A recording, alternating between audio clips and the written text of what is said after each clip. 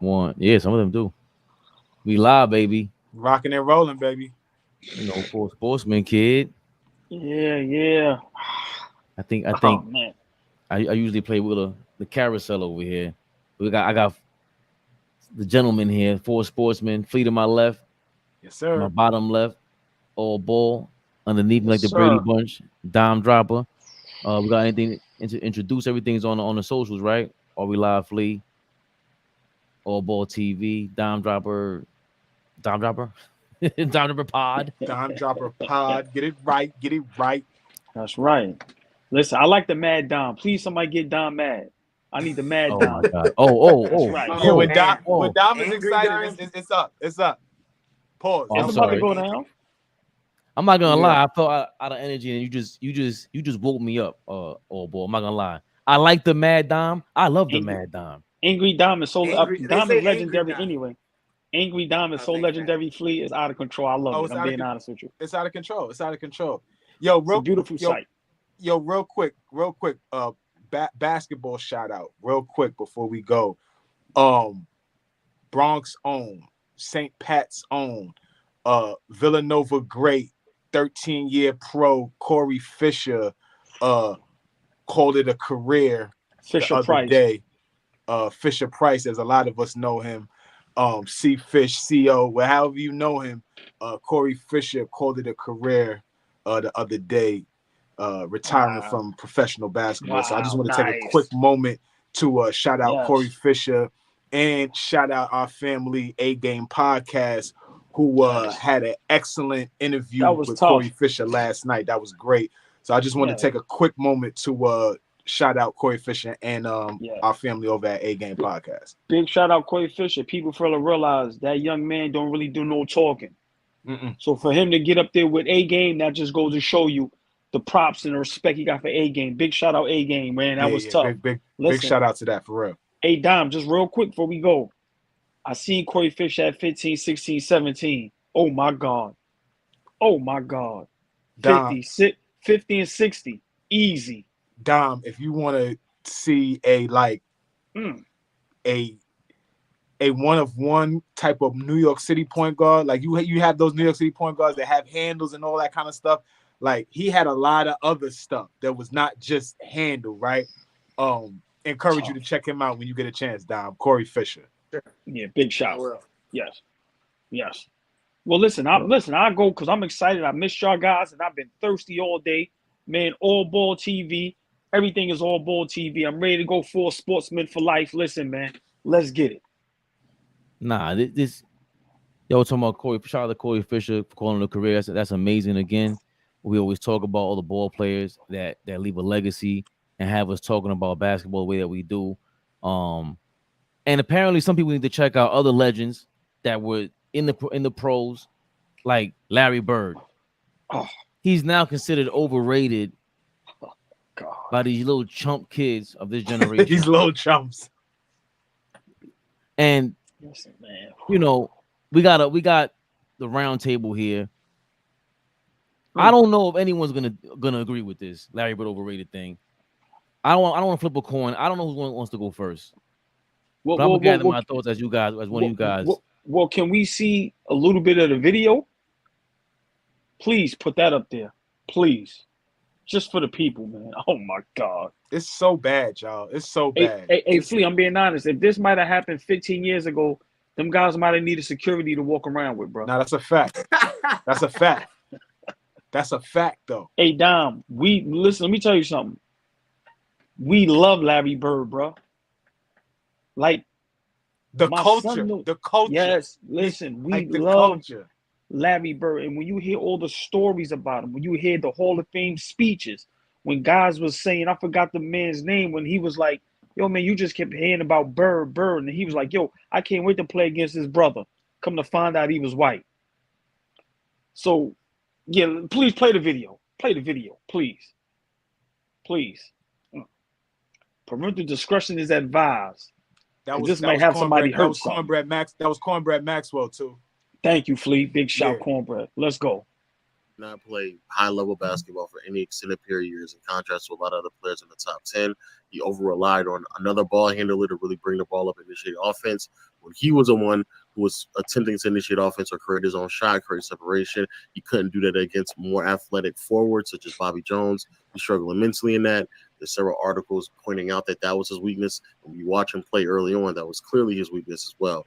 So he had to wait until Kevin McHale really emerged as a player. They brought in Dennis Johnson. They had even more three-point shooting in Danny Ainge, and still had a really good defensive big inside in Robert Parrish, just for him to emerge as a peak quality player, where he's putting up production and impact across the board that other players like Kobe Bryant can put up while playing next to Smush Parker and Kwame Brown. Let's be for real. That is not serious, bro.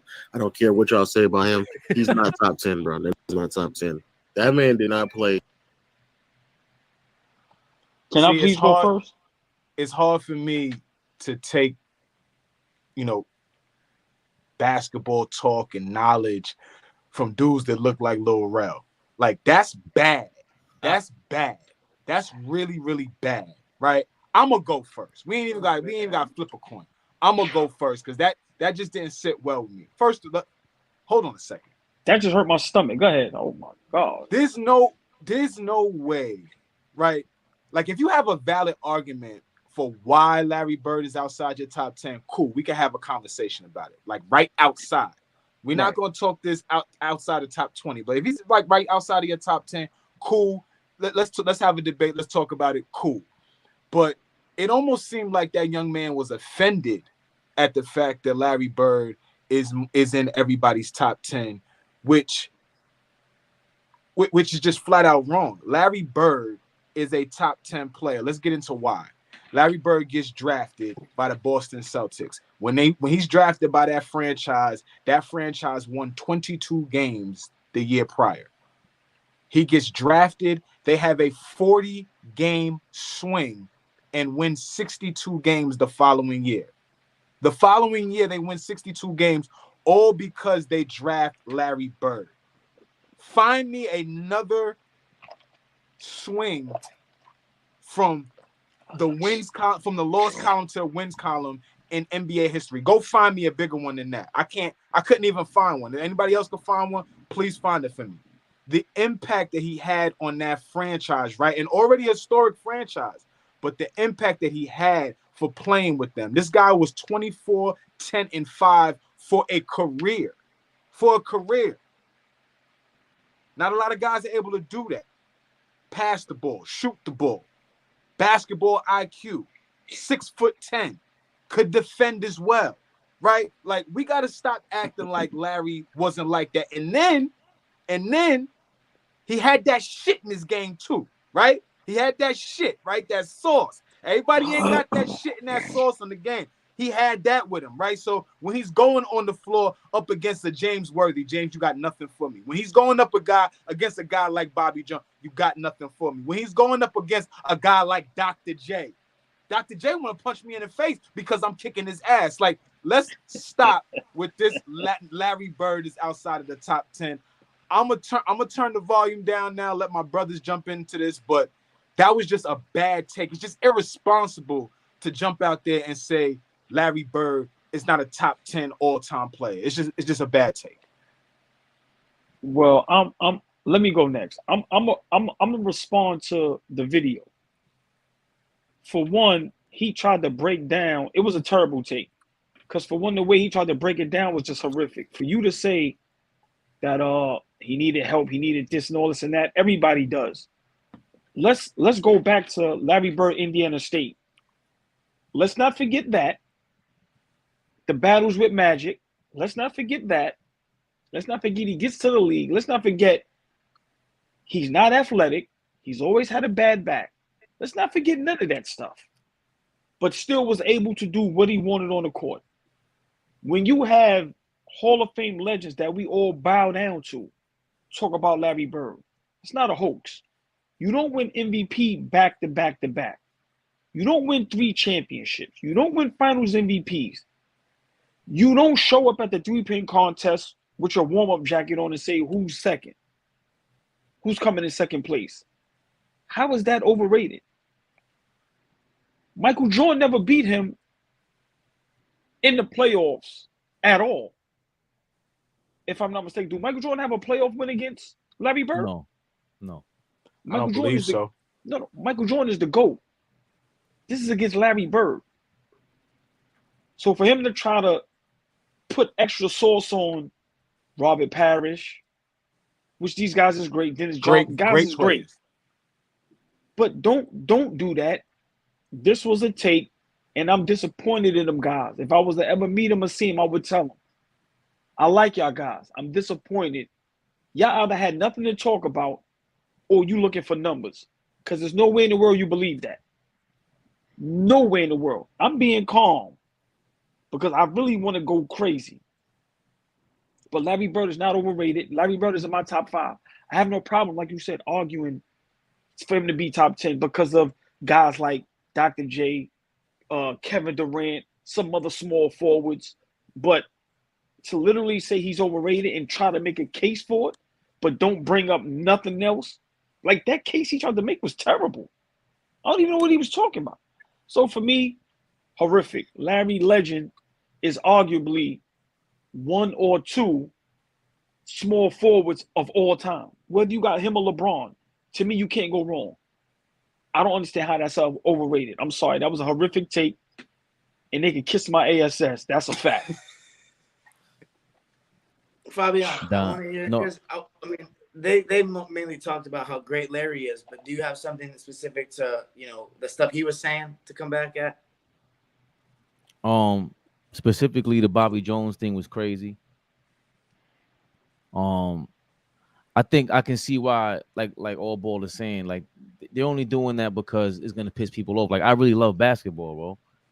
Like, I really love basketball. Like, I was just telling AllBall this yesterday or this morning. Like I remember just being a quiet kid, and the only thing that would get me talking in school was we would argue about basketball. Mm-hmm. Like really, so like Larry Bird earned his name.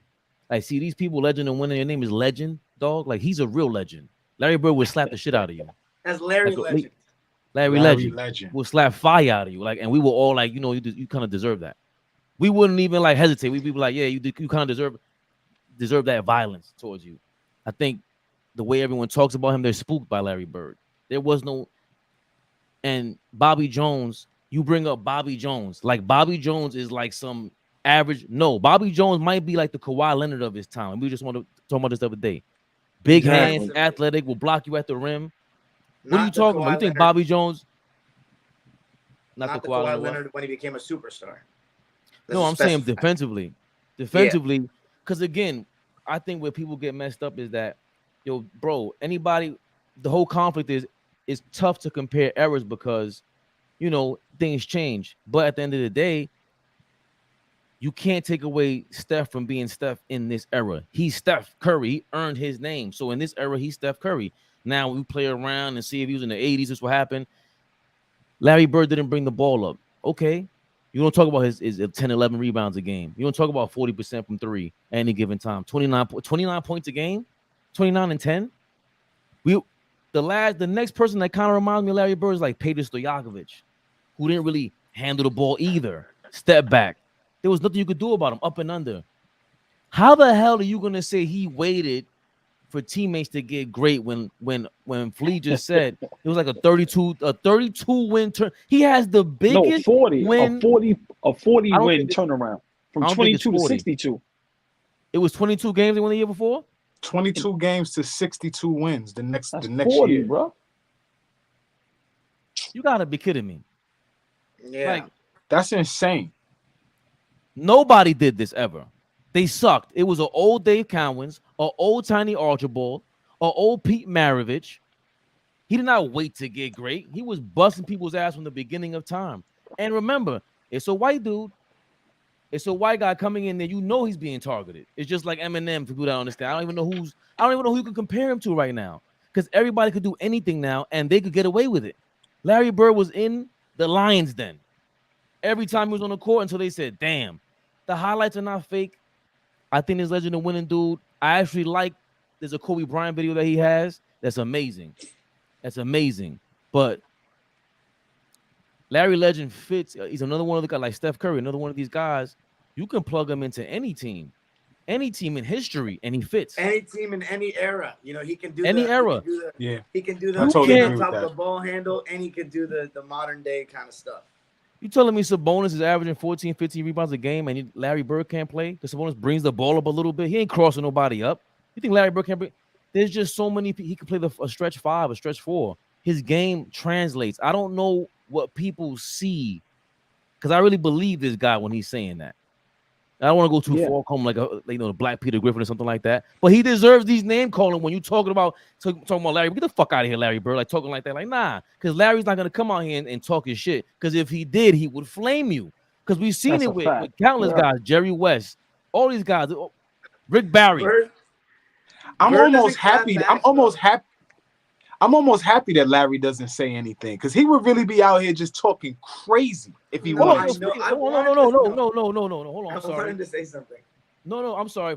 I'll leave it with this, Dom. When Larry Bird does talk, like he did at the Hall of Fame, whenever it was, he bigs up the era. He goes, "Yo, I'm proud of this era. I'm very happy that we left it in the hands of these guys. I got the utmost respect for them, and they took it to another level. I can't do what they do." That's what he says. Yeah, he gives him too much credit. He's like, bro, come on. I want cocky Larry Bird back. But see, here's the thing real quick before Dom goes on the Larry Bird topic. A lot of the guys from the era that coached in the league or like were GMs or just had their hands in the league, really, they pay a lot of homage to these young guys, right? The ones that are like removed, that don't really have their hand in it, that's where you see a lot of the hate coming from, right? You hear Isaiah Thomas. Isaiah Thomas was a coach, GM, owner. He loves this era. He talks nothing but high praise for this era. Larry Bird, the same way. Hell of a coach in Indiana. Hell of a coach, right? Like the ones that were really close to the game after they left it, they don't talk that shit about this era. The ones that's away from the game and don't really watch it, are not really in tune, don't know who Zubac is, right? They don't know who Zubac is, but they talk a lot about these guys just to talk. But go ahead, Dom. Man, I think people in my generation, I think they have this thing about like trying to accuse older people of having a nostalgic bias with certain names, and Larry Bird is one of them. And they want to like, because there's so many resources we have now, like some advanced stats, and then obviously all the footage that we have on YouTube, and they try to use this to like almost like have like a confirmation bias watching it to try to make some big point that these guys are overrated and that a so-and-so modern player is better than them. And Larry Bird, I guess it's like this. I think a lot of people in history would take Larry Bird over Kobe, and I know Legend of Winning is a Kobe guy, he's a Laker fan, and I know he's more of a Kobe fan than LeBron. So I think what inspired him, this is my opinion, I have no idea what inspired him to go on that tirade about Larry Bird, but I think it's because people have argued with him that Bird is better than Kobe, and I think that's why he mentioned Kobe in that clip. And look, I've had that argument with people before, and I think you can go either way with it. I think they're both incredible. But the stuff he was saying was just, so going back to Flea's point, if you want to make a case that Bird isn't top 10, then that's fine with me. But it should be more about how great other players are and what you value more about that player than Larry Bird. All this stuff he was saying, like, yeah, you mentioned it, Fabian. He didn't need to wait on Mikhail to emerge. He won a championship with Mikhail as a rookie. So that was bullshit. The whole thing about bringing up the ball, why would he bring up the ball when Tiny Archibald and Dennis Johnson are doing that? And plus, like, that wasn't something that a bunch of forwards did. Like, yeah, so because LeBron does it, you want Larry Bird to do it? Like, Larry Bird doesn't need to push the ball into half court. There's plenty of games you can watch where Larry Bird gets a rebound and he's looking to push right away. You feel me? That's important to have the ability to do that. And this stuff about Bobby Jones, like, yeah, I love that that's the name he used. A guy that's nicknamed the Secretary of Defense, a guy that I've actually watched tape of. Yeah, was going above the rim, getting blocks, taking charges. Like, he's really good. So, like, using him as some example. And then that comment he made about athletic small forwards, I was saying this in the pre-production, but I watched a game, and I'll admittedly say I haven't gotten to the 80s yet, so I haven't watched a ton of full games of Larry. But I did watch one game of the conference finals his rookie year against Philly, and they won the game. It was game 2. and Larry was killing Dr. J, man. And Doc was blocking people with no running start on vertical. Like he was straight up blocking fools on vertical, just 2 feet up in the air, sending shit to the crowd. But not against Bird. Bird was hitting him with the up and unders, the pump fakes. Like, to say that Larry Bird struggled so much against athletic forwards, like, I would assume the games that he struggled, he would have an athletic, bigger forward guarding him. Because, like, what's your alternative? Like a slower, smaller forward? Like, I don't know what you're saying. But he played against Dominique Wilkins, who's one of the more athletic players ever, not just forwards. Gave him, 47 points in a game 7. Barbecue chicken. You mentioned James Worthy, one of the greatest athletes to run the floor in the history of basketball. I mean, James Worthy says he was getting cooked. Michael Cooper is a great athlete. He also said, yes. This whole thing about athletic forwards, like, I don't. That was a crazy point to me. And then the last thing I'll say is, why did he mention that Kobe Bryant put up the same amount of production with Smush Parker in them? Because Kobe's stats are more like 30 points, 5 rebounds, 5 assists kind of thing. Like, that's his, and good defense. Larry Bird is more like a 25, 10, and 7 guy, right? He's more like, Larry Bird's stats look more like LeBron's stats than Kobe's stats, right? Right. I don't know what his point was about that he did the same production, because Kobe got off in 2006, but they lost in the first round. Like, Larry Bird was going to championships because he had better teams. So I don't understand what his point was there. And then to say you didn't have a greater stretch of dominance as other players, 3 straight MVPs, 2 finals MVPs in 3 years, 3 straight championship appearances, while averaging damn near a triple-double. Like, what more do you want? I don't. And everyone is getting better. Everyone is getting maximized. So, yeah, I don't know, man. I really don't get it. That was just a minute of bad dialogue. Just real quick, did you hear the story with Jamal Mashburn about Larry Bird? Mhm. Like, so he was giving him the business in the Dream Team camp. I saw that. Come on, man. So it's just like I said, certain players, I get it. Certain players, I don't. That take about Larry Bird, it was just bad. It was just bad. And sometimes you got to be smarter than that. Like I don't care. You can have the laptop in front of you. You can sound as articulate as you want to. I don't care about none of that. That was a bad take. Yeah. You can't make an argument for him being overrated, whether I'm a fan or not. You can't. Well, okay. What if his argument is? Let me see if I can play devil's advocate for a sec. What if his argument is that Larry Bird's overrated because, in his opinion, he's not a guaranteed top 10 guy like a lot of people try to put him in? Because a lot of what you guys are saying, and like AllBall and Flea, like a lot of it, all of it is facts, right? But these kids, because I know how they be thinking. These kids, they have so many stats at their disposal. They just love using that to, like, almost like they're making a legal court case. And this is their proof to prove it to you. As opposed to, AllBall says he fucks with Larry Bird more than Kobe because he's a better passer. He likes the all-around player more. Okay, fine by me. Sometimes it's that simple. Sometimes it's really preference with these guys. Flea says he likes Kobe because one-on-one, you cannot stop him from getting anywhere, to his shot, to his spot, best contested shot maker. That's fine with me. But I feel like with these people, they like all the stuff you're saying, like the 3-point shootout thing, like the killer instinct, like Jamal Mashburn's story. To them, they say that's player testimonials. That doesn't affect what I think about his production on the court. That's what they be saying. They don't give a fuck about the stories. But like that, I think my generation doesn't understand that like sports is emotional as well. It's between human beings, not robots on a paper. So like the intimidation factor and confidence that Larry Bird had, what players say about him, it fucking matters what they say because they played against him. That's all. There was a take back in the day from Jalen Rose, and Jalen Rose was going back and forth with Skip Bayless back in the day, and Skip, and he basically forget the insults that he was throwing at Skip. He basically said to Skip, like, point guard, shooting guard, small forward, power forward, center. These positions were made for people like you who don't, one, play the game, and two, who don't really understand the game, right? A lot of basketball purists, like the 4 of us on this screen, could say fuck the stats and sit down and watch a basketball game and figure out of the 10 guys on the floor, who's the best, who's not, and we can rank them by just watching. Straight eye test, right, Two? Right, Dom? Right, Fabe? Yep. Like, straight eye test, right? Fuck the stats.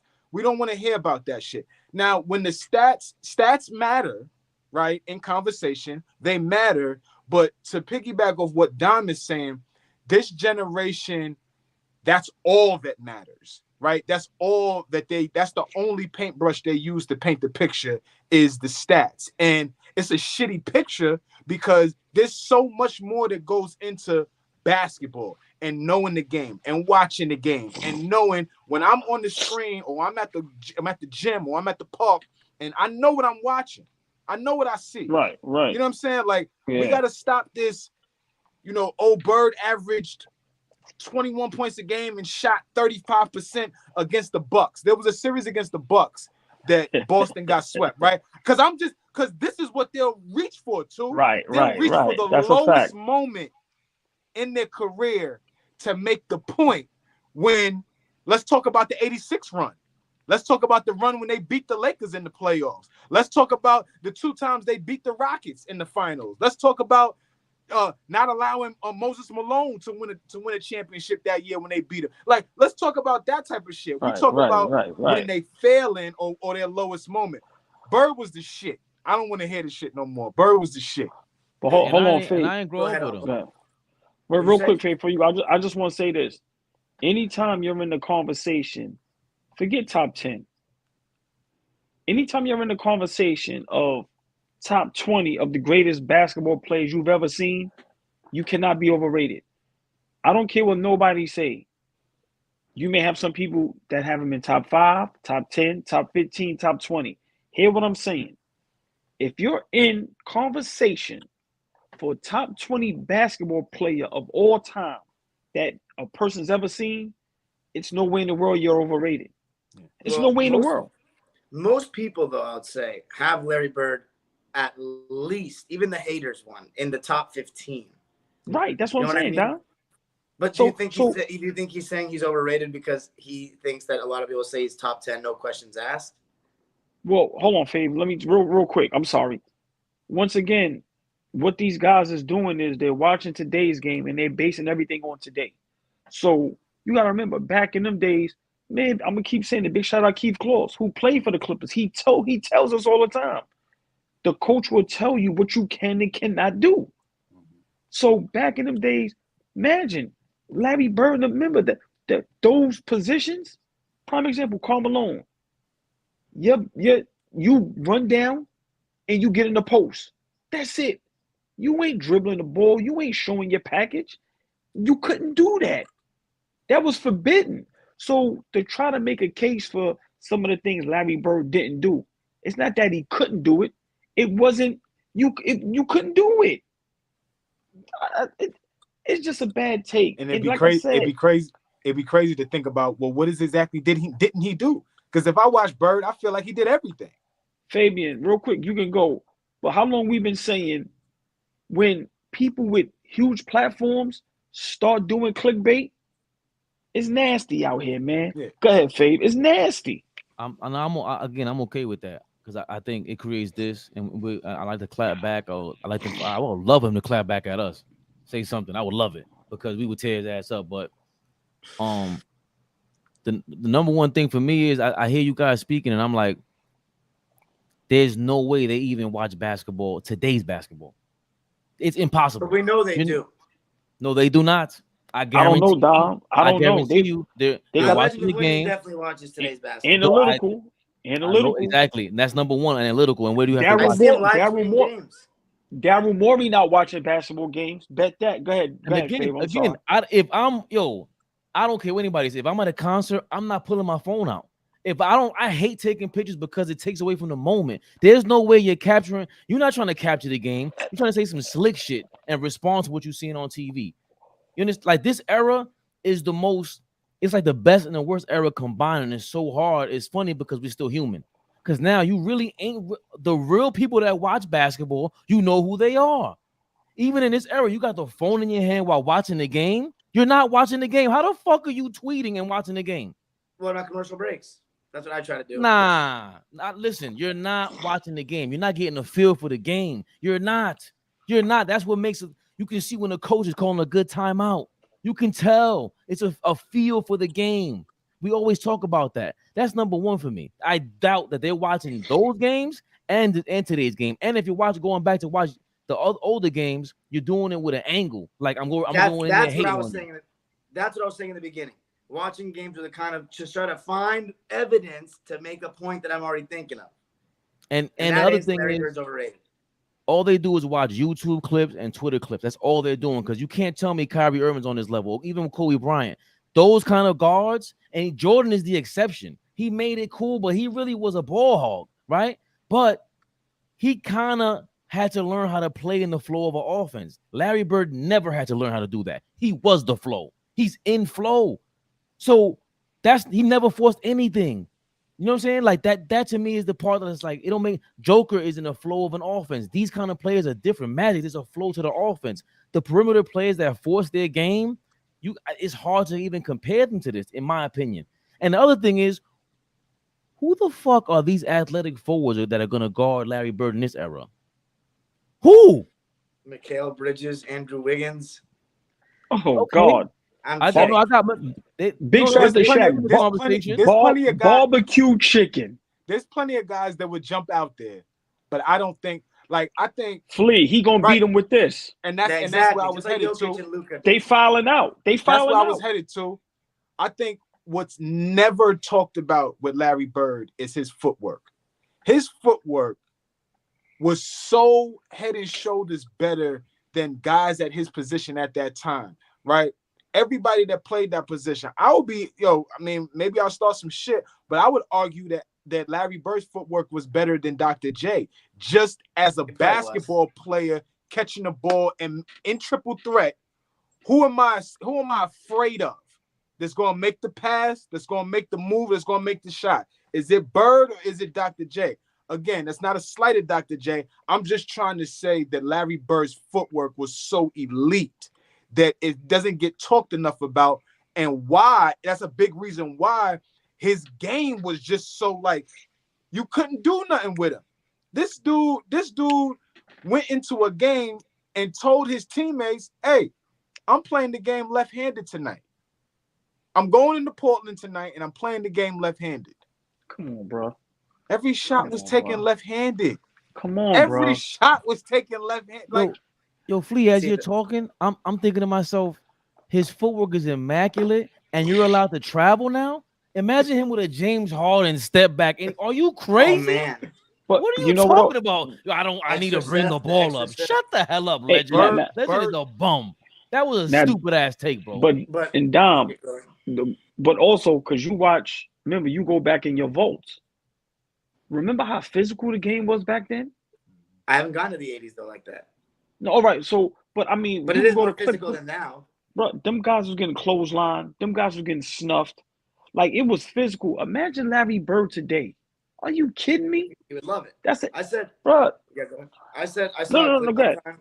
I saw a clip one time, and it's one of those clips you just don't see ever because it was randomly in a game. I wasn't watching the game, but I think I found the game on YouTube and I was adding it to like a playlist or something.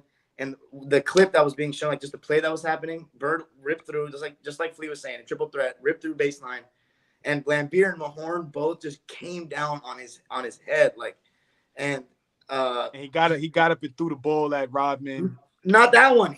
I've never different. seen before. It wasn't one that we see ever because he literally just got him. He was on the floor, just got up and walked to the foul line, like as if nothing happened. It's like, bro, somebody would have gotten ejected for that today. Like, just that. I thought that was really cool. It resembles him. But so before we shift gears, I just wanted to say, I probably would take Larry Bird in a triple threat, but I will say this about Dr. J. When he grabs that ball one hand and rips through to his right, you better get the cameras ready. It's over. Everybody get out the way. Everybody get out the way. His rip through going right is lethal. Okay, go ahead, Fabian. Sorry. No. Flea's gonna get mad at me. Fish is in the building and he's gonna have you rolling. There is no space in the world where Bird or Magic be overrated. A logical, rational conversation without medical attention. Thank you, Fish. That's a fact. Dude talking looks like he played in high school at 3:15. Yes, Fish, go Fish.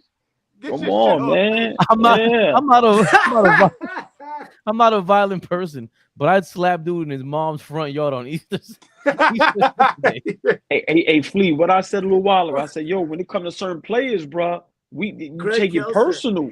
Yo, Fish's one-liners are amazing. Telling you.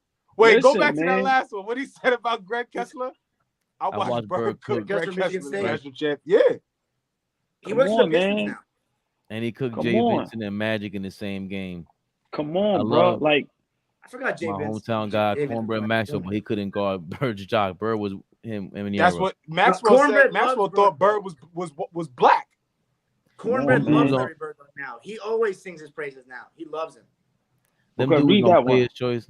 Them dudes on Player's Choice know it all. Is a joker fanboy.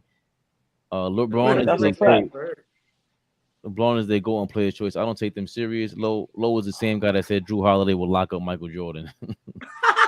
After watching Okay. with Jimmy Butler, I love Drew Holiday, but Jimmy Butler just torched him. And he's Oh, got right. like such a Man. minimal bag, dude. Mike is Once Once rising up over again, the top. man. Yeah, right. It was Rodney Rogers was with Mashburn when they was doing that. Y'all are Listen, one of the man. few podcasts that actually understand the concept of the game, the numbers, and the game behind the numbers. Most of these cats don't and won't understand that. Thank you, Fish. Thank you, Appreciate Fish. that, Yeah. Fish, for real. Oh man, yeah, that's love, man. All day, man. Yeah, What man. made- Listen, I told you the Larry Bird thing, man. I'm telling you, man. It gets ugly with certain players, man, because you got to remember, I'm speaking for my age. I'm 45, man, and like I said, bro, we see Larry, and it's like, yo, man, you wanted to root for Larry. Yeah. Like, yo, man, listen, man, the way him and Magic embrace each other, the way, because think about it, when you watch Larry, humble, shy guy. So when he got with Magic and he was able to show his personality, he talked more, and then Larry Bird made you like him. So Larry Bird was almost like, damn, that he like an uncle, he family. And for him to have that kind of game, nah, bro, like you can't. Like I said, you see the comments. Certain players we laugh, we joke about it. But I want to say this before we switch topics. I think we need to do a topic in the upcoming future. The disrespect of Dr. J. I love that. This man does not get talked about enough. And I'm tired of it. I agree with that. I agree with you too. I think Real talk. I told Fabian something offline that part of the introduction to the game for me, right? I talked about one of the first games I ever watched, but my pop's like idol was Dr. J, right? Who was put in front of me first wasn't Jordan, wasn't Bird or Magic. The first guy get put in front of me, a picture, a poster, was Dr. J. Conversations playing in that red, white, and blue basketball in the ABA, like that was what was put in front of me first. New York City. But you see what I'm saying? And he was outside. Like, come on, bro. Did it in the ABA, the NBA. Come on, bro. Conversations about pulling up to the old Rucker, not 155th, the old Rucker, and people hanging on. This is coming from my pops, who is 65, 68 years old. Like, going there, seeing this type of shit. Like, so I agree with you, man.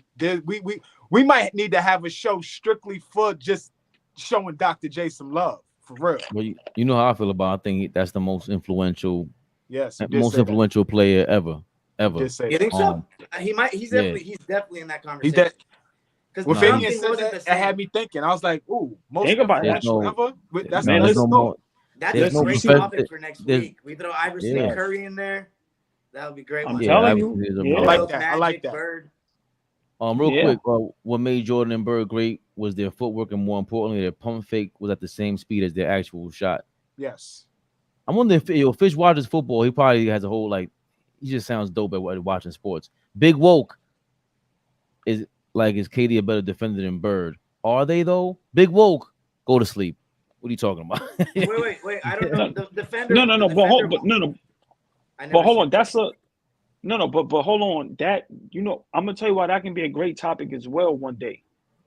Because when KD is engaged, he can actually play defense. One of the better defenders. Right. It's just that y'all know what I rip and rave about. These guys just don't do it. I don't know if it's because of the energy that it would take from them to have, to exert from their offense. But once again, to me, this is what separates a lot of these guys from going to almost like just super duper legendary status. Right, like God level type shit. Yeah. Right. This is why Bird is godlike. But two, no bullshit. And I think all of y'all will agree with me. And comments, let me know what y'all thinking. Them couple of years that KD was in Golden State, he was like one of the rim protectors. Right. Like one of the guys that protected the rim. It was when he was engaged, he was engaged. Right. That's what I'm saying. Go ahead, Dom. I don't think KD's. I haven't had him had like a real bad defensive game since he was on the Warriors. To be honest, like ever since he's been on the Warriors, to me, he's been a pretty good defender. Not gonna lie. Yeah. Not necessarily. I think some years he was great, and other years he's good, but he's never been average like his early OKC years. He's always been good since then. Agree. It actually started with Billy Donovan that last season against Golden State. That's why I was a little pissed off. But if you watch that, that's what kept them in. I don't know if they're a top 5 rated defense, but they were up there. They really played well against Golden State. That's what was even worse about them. Like, bro, you're doing your thing against the best team in the league. Like, your job is to embarrass them now. That's a great point that you made, Fabian. I think that Oklahoma City team changed defensively when they went from Scott Brooks to Billy Donovan. That's a great point. Yeah. Big Wolf says he doesn't know what I'm talking about. You said, nigga, you go to sleep. Big Wolf, that's right. Big Wolf, that's right. Don't take no mess from Fabian. That's right. I don't think Bird and Magic are overrated. I'm sorry, Big Wolf. Thanks. You can stay awake. What Bird had was extremely quick hands on your dribble with steals, especially on your shot. I just think that was always his flaw anyway. Defense, bringing the ball up okay, and initiating. Excuse me, maybe initiating the offense, but I can't say that he's not the point guard. Like, I don't know. Bird was a hell of a passer though. Like, but back then, exactly. Who's a better passer, Durant or Bird? But back then, the small forward, but back then the small forwards, the power forwards, the centers wasn't allowed to do what these guys are allowed to do today. Exactly. So we wouldn't know if Larry Bird wasn't able to ever initiate the offense. You wasn't able to do that. But, I don't care what. But my thing is, even when you watch Joker, it's like we compare him to Bird because Bird is he's gonna get the ball out of his hands, and once he crosses half court, he's looking to pass and shoot, and that's the most deadliest combination in this era. Let me ask y'all a question, because I think this would be a nice segue to the next thing, and I wouldn't mind this being a topic one day. If you're not given the freedom, then you just imagine if Mark Jackson never gave Steph Curry and Klay Thompson the freedom. Imagine if Steph Curry goes to the Knicks and he's being coached by Tom Thibodeau. Is he still Chef Curry? My point is, them guys back in the days, their skill sets was limited. I told you, man, big shout out all day, Steve Burr Sr. He said, yo, people knew how good John was, but when he was in North Carolina, Coach Dean cuffed them up. They wasn't letting you loose. Today they let you loose, Fleet. Damn, they let you loose. Wait, Fabian. I think that's another layer to that, is because I'll be the first one to agree. Players are more talented now. Like the amount of players are more talented now. There was immensely talented guys back in the day, but I think the amount of guys that were talented in the league at that time in comparison to right now is like night and day. But in terms of talent. I don't want to stay on this, Fleet, but they got we can't ignore they have the freedom though. Right. I agree with you. Yeah, I think it goes hand in hand. If guys weren't talented, I don't think they would have the freedom to be able to bring the things that they could bring to the basketball court. Some guys, again, I hate singling my guys out, but Charles Oakley was a one-dimensional type guy, right? I disagree with that. No, I disagree with that. I think it would be very difficult for him to make the NBA today as opposed to 1985. I don't. You can't. What's the guy? Kevon Looney is on the Golden State Warriors. Please. Oakley can shoot. Oakley might grab 20 rebounds, and he's not getting guarded like. How many guys? I mean, that's a great conversation. How many guys are drafted today strictly to rebound in the last 10 years? Very few. In the last 10 years. I mean, you will get drafted. Dunk is very more likely that Duncan Robinson will get drafted because he can shoot the basketball I agree. over a guy. I can't even call a guy's name who's just a strictly Drew Timme, one of the best college basketball players in the country at Gonzaga, didn't get drafted, right? He did not get drafted. College Naismith Player of the Year didn't get drafted because they don't know what his NBA skill set is. They don't know what he's going to be in the NBA. In between guy, a guy like Duncan Robinson, who started in a Division III school, who could shoot the shit out the basketball, is going to get drafted, is going to get a job because he could shoot. I'm not trying to kill Charles Oakley. What I'm saying is guys like that who were strictly just big bodies, rebounding basketball, were brought in just for one job, could get jobs back then easier than they could right now. I'm standing on that. I just disagree with that because it's not like, and y'all don't want to hear this, Rodman's a one-dimensional guy. He's only playing defense, and okay, he rebounds too, by the way. I would argue it would be hard for Rodman to get a job right now. I would agree more with that than someone who like Oakley, who's more of a two-way player, and we're not giving him that credit. He's shooting the ball in the long range, possibly three-pointers in this era, and he's defending and he's grabbing a rebound for you. He's not going to be. Yeah, you're a little biased. And so am I. We watched a lot of Knick games, so we saw Charles Oakley hit open shots and 15-foot jumpers. But I'm just saying, his skill set, putting it in today's game, I think it would just be more challenging. Not saying he can't play in the NBA. It would just be more challenging to get a job. Maybe for Rick Mahorn. You understand what I'm saying? Like if you watch, look, I was just telling Dom, I was watching Bill Laimbeer highlights recently. Bill Laimbeer would play in this era. He's playing. He would play. Of course, he shot 6 3-pointers in the finals. I mean, back then they had 5, 6, 7, 8 rounds of drafting, right? You had the opportunity out of 500 guys to get a shot at the NBA. Now it's 2 rounds, 60 players get drafted. Nigga, are you nice or not? Right. And here's the other thing though, Flea. I don't want to hear anymore. There's more talented player in this era. In this era, at what point in time do you think they played more basketball? Were there more basketball players that existed in the 80s or today? That is pretty simple. They play way more basketball around the world today. That's not hard. That's not a hard math problem. That's not hard to even say. But to say that there's more skilled players in this era, what do you consider a skill? And I'm not being facetious when I say that. That's a great conversation. You understand what I'm saying? Like that's why I don't like the Kyrie's the most skilled player ever. Like what skills are we talking about? Kyrie cannot do what Hakeem Olajuwon did. That's not close. So when we talk about skills, like power forward in this era, a center in this era, what are the skills you need to be one? That makes no sense to me. Real quick, I want to say this.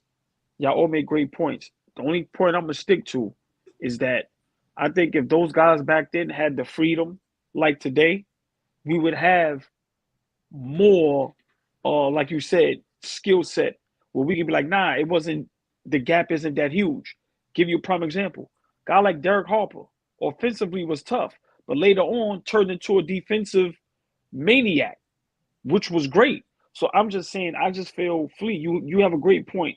Because when you look at a KD, a Joker, a Kyrie, some of these guys, even Kobe Bean, like, yeah, and then you put tapes on of other guys, it definitely, the gap is huge. But once again, I'm going to stick to the freedom. Like I said, if Steph Curry doesn't have the freedom to be Steph Curry, I think we see a whole different player. So I think players given the freedom to do what their skill set is able to do and be great, I think that's also very underrated. I think that's underrated. I really do. Was that the perfect segue for Steph Curry was Magic Johnson, best point guard ever? That started some smoke. Steph Curry knew what he was doing with that? He started it. But hold on a second. Michael Jordan, Stephen A. Smith. Michael Jordan text Stephen A. Smith, but they're doing which is a lie. Big dog, hilarious. Which is a lie. Go ahead. I'm probably he probably texted him, but I don't know if it was all that. Flea. Yeah, I was about to say that was a lie. Like, is MJ really that passionate about this that he's texting? Yeah, I don't know if it was all that sauce. I'm sure he texted him something, but I don't know if it was all that. No, Flea, don't let him do that. That's their Harlem shit. They trying to hit on Queens again. That's Flea, Queens in the building. Michael B. Jordan text him. Creed Udonis Creed, whatever his name is in that movie. That's who shit. texted. The GOAT ain't look. Not a, The GOAT ain't it's not texting on Apollo Stephen A. Creed. 5 in the morning. Get out of here. He should have said 5 p.m. Then I'd have believed you. Mike is not waking up 5 in the morning and texting on Stephen A. Smith. Stop said it. that I want to see. Before you get on, Early Show me golf. receipts. Look, you can show the text. You can show the text without showing the number. Show me the text. Sorry. so I mean, Dom, I think you should. I don't know who wants to go first. I think Dom wants to go first because I think for you, Dom, it's gonna be tough because you didn't get to see Magic the way that you want. You're about to go check out his games in the next couple of years. But what do you have to say about this Steph Curry, Magic Johnson best point guard debate? Well, when I hear point guard, if you want to like actually get positional, because when you say point guard, that's positional to me. And if you want to say, it's hard for me to say that somebody who's not a traditional point guard is the best point guard ever. And when I say traditional point guard, I don't mean the size of one. I mean their role, because let me just give some context. Where I'm at in my journey, 1972, there is no such thing as a point guard or a small forward or a shooting guard or a power forward. It's guard, forward, and center. There is no such thing as point guard. So I'm wondering when this term comes into play. That's something I'm watching. But the term was used to differentiate the table setter that brought the ball up and distributed the ball. Usually a guy that leads your team in assists, your best facilitator. You can argue Steph might be their best facilitator, but that is not the role that he plays. So he's become like this hybrid guard. So when I hear Steph Curry as the best point guard ever, it doesn't really sit right with me. But if you want to say he's the best player to play the point guard position in the NBA, that's a different discussion because he's labeled at the point guard. But even then, I still don't agree because I am a Magic Johnson, like diehard. He is LA's greatest athlete in terms of his importance to the city. And I just don't think Steph Curry has achieved more than Magic Johnson either, nor do I think he's a better player eye test wise. But I think the eye test thing comes down to preference. For me, I like a guy that is the best passer I've ever seen. Steph Curry's the best shooter I've ever seen. Magic is the best passer I've ever seen. Magic is the best fast break player I've ever seen. And he gets 9 to 10 rebounds a game. I think one thing Flea said or was it you, Fabian, that said it in the Bird segment? You talked about the rebounds. Because of the way rebounds are today, and that's a lot of long misses. That's a lot of teams get back in transition and don't crash the offensive boards. That's a lot of you're not even competing for a box out with a guy for a rebound. Everyone's getting back, and you're choosing sometimes between your own teammate who's getting the board. It's not like 10 rebounds that Luka Doncic gets. It is not the same as the 10 rebounds or the 12 rebounds that Dwight Howard was getting 10 years ago. It's not the same. So when I see You on fire right now, bro. Dom. Go ahead, so Dom. when Magic Johnson is getting 10 rebounds in an era where teams are crashing the offensive glass and have a true power forward that is in like the guys like Charles Oakley, there's a reason why they're not used anymore because teams are saying I'd rather have a shooter as that spot than a guy that's going to crash the boards and defend the interior. Because how many guys are really going at the interior every play today? It's a spread out game. So we got to look at the rebounds with the lens of what 10 rebounds meant back then.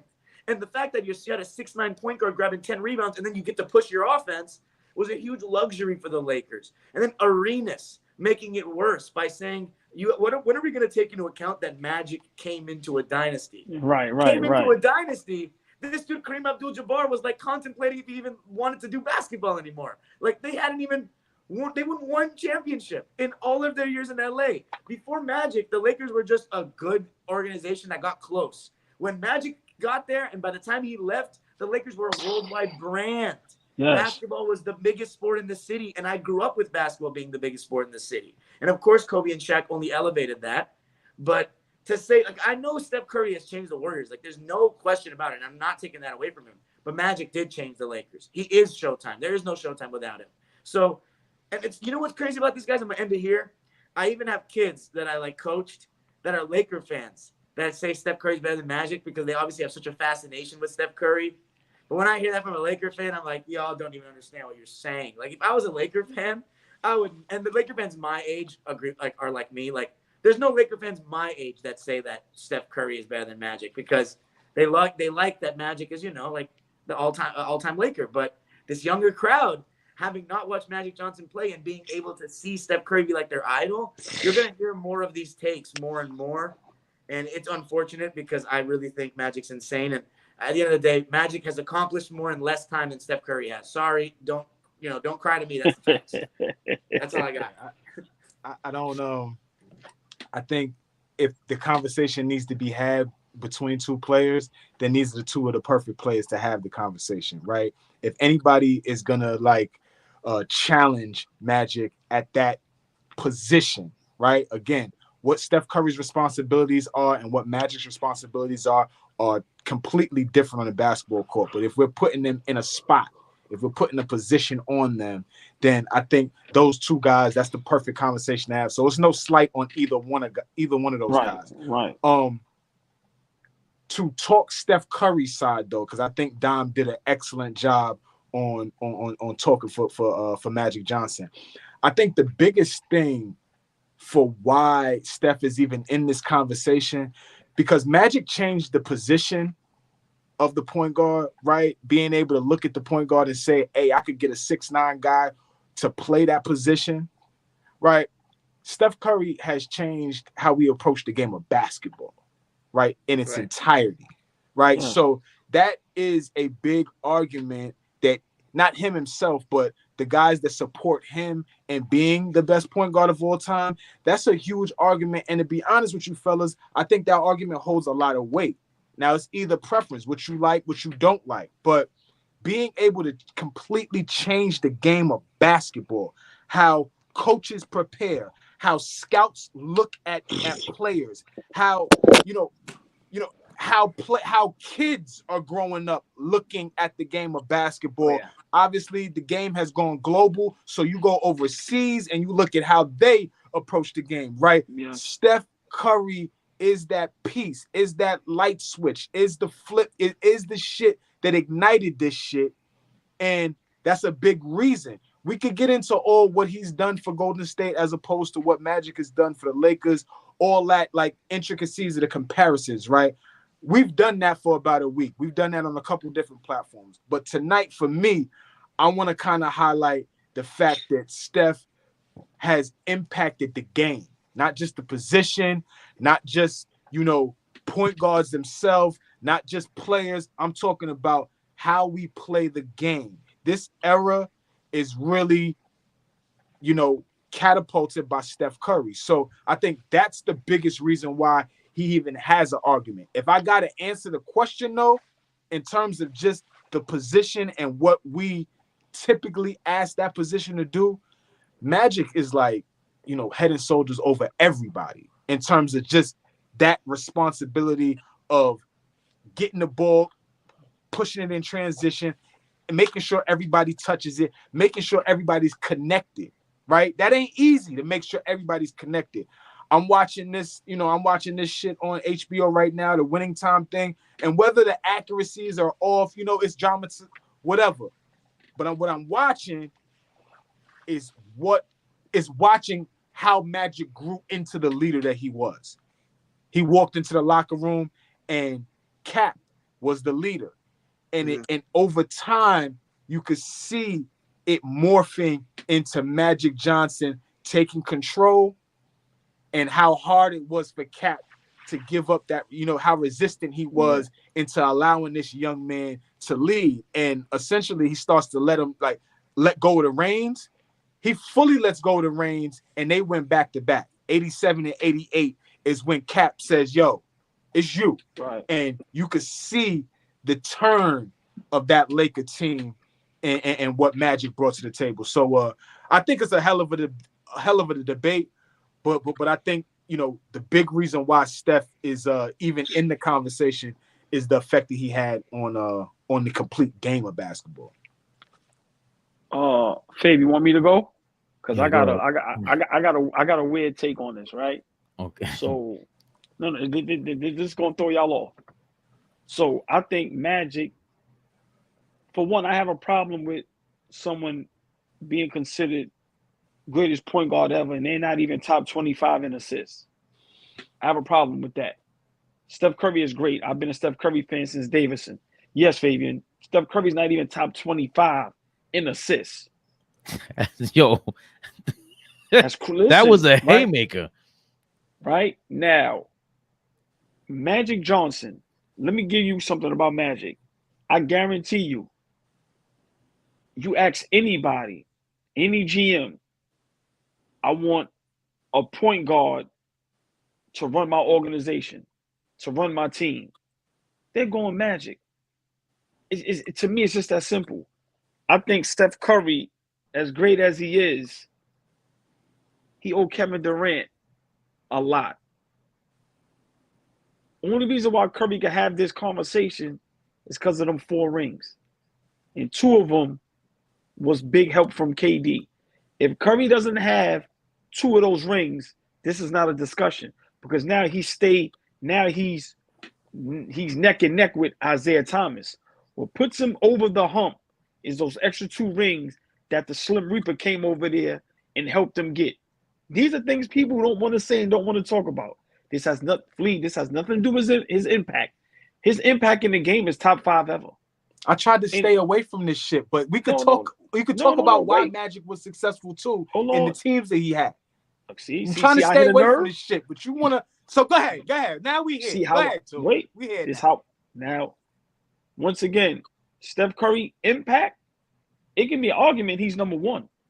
What he's done for the game of basketball, he's made the whole world. From whether you 2 years old or 50 years old, you have to be able to shoot the 3-point shot. I've never seen that like this. But like Dom said, when we talk about point guard, Magic Johnson is one of the greatest people I've ever seen with the ball in his hand, running a fast break. That's what I look for in my point guard. Now, I'm going to let Fabe go, and I'm going to say it again. I'm a Curry fan. I like Curry. But we have to start understanding he's in this position. Because remember, we talk about the 2 MVPs. People don't really talk about him a lot, but he got 2 MVPs. Got 1 Finals MVP. That holds a lot of weight for some people. And Flea, I know. Unanimous MVP. Right. Only one in NBA history. Once again, can I ask y'all a question? And I'm going to leave it at this. If he don't have those 2 rings with Kevin Durant, is this a conversation? I don't know. I don't care. It's not. I don't really care because thank you. I think that marriage. I always tell y'all forever that marriage was like KD needed them just as much as they needed KD. I think that was just a match made in heaven. So wow, hell no. Fabian, look, I hit a nerve. I told y'all. I told you this was going to be. It was a match made in heaven. I'm sorry. Not that it was. Not that it wasn't, because KD fits on that team perfectly. I'm with you with that. But hold on. First of all, when AllBall said that, bro, the all-time assist leaders of all time of NBA history: John Stockton, Jason Kidd, Chris Paul, LeBron James is 4th, which is crazy. Steve Nash, Mark Jackson, Magic Johnson, Oscar Robertson, Russell Westbrook, Isaiah Thomas, Gary Payton, Andre Miller, Rod Strickland, Rajon Rondo, Maurice Cheeks, Lenny Wilkins, Tim Hardaway. James Harden's on there. Tony Parker being top 20 is something. That's amazing. Bob Cousy, Guy Rogers. That's the only guy I'm familiar with on here. Guy Rogers is one of the better passers of the 60s. We could keep going. Muggsy Bogues, Stephon Marbury. John you don't Lucas. get to Steph Curry. Go up for a sec. Oh, look, it's the ball hawk. Top 35 in assists in NBA history. Love to see it. Oh, that's amazing. I keep quiet, but I knew that. I keep quiet about shit like that. He has more assists all time than Larry, but that's longevity, so I'm not gonna. But Larry Bird's number 48 on the top. It's top 50 in assists, by the way. Kareem Abdul-Jabbar. That's pretty impressive. He's an underrated passer. Where's Curry at? But we can't hold on. Abdul-Jabbar, the only center that's on there. Can we scroll up for that? I want to see that. Oh, I'm wow. gonna use that. I'm gonna use that. Catch. Wow, top 50. Yeah, he's definitely the only center. Jokic is getting in there, but he is. Oh man, I'm gonna take that one home. So we can't. Hold on a second. Curry's 45th. 45th all time. Hold on a second. Hold on, because you think you fucking did something by pulling that shit up. Hold on a second. You can't. In one breath, we cannot recognize that these guys are not asked to do the same things.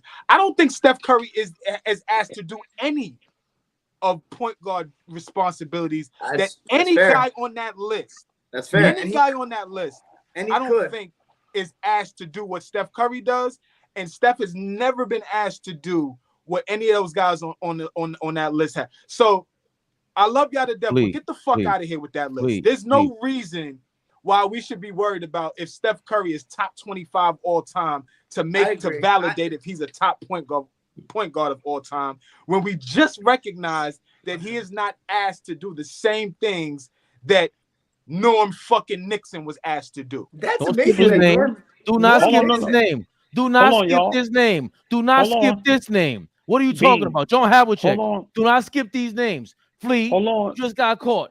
You just got Hey, caught. I'm They not are caught asked on to do nothing. the same thing. Kobe You- Bryant Flea. is a scorer, brought up- just you like brought- Stephen Curry. You just Two- skipped that. Clyde Ooh, Drexler, a that's a scorer. good- You just skipped That's that. a good counter. That's a good counter to Flea's counter.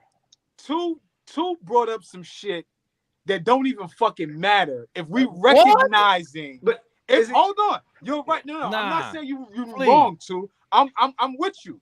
For prototypical point guards, if you're Right. not top 25 and a prototypical point guard in the NBA, that's a problem. And you're supposed to be the greatest. Flea, I'm sorry. Is John Stockton not considered? He's not in the conversation for best point guards of all time. Yes or no? Yes. Jason Kidd. Yes. Yes or no? Chris Paul. Yes or no? Yes. I'm skipping LeBron James. He's not. I mean, he's in the mix. Steve Nash. Yes or no? Mark Jackson. No, don't skip. Magic Johnson. Don't skip. Oscar Robertson. Mark Jackson, I would not put as high as a lot of guys. I'm saying these are names. These are Isaiah Thomas, Gary Payton, Andre Miller. We go down this list. They're all named for a question for best point guards ever. They're always coming up in these names. Can I ask you a Steph question? Curry does not play like them. Can I ask you a question? But you're making my point. Number one, Steph Curry doesn't play like any of those guys. Number two, we could probably handpick. We could probably handpick 1, 2, or 3 guys out of the top 10 who have led their teams in scoring. There's not a lot of guys on that list that we can find right now that has led their teams in scoring and led their teams to NBA titles. There's only 1 or 2, 3 guys that we could pick out of that list. So my point being, Steph ain't asked to set the table like Andre fucking Miller, like Rod Strickland. He ain't asked to do that. Hey, Flea, look, Flea. Okay. No, he can't.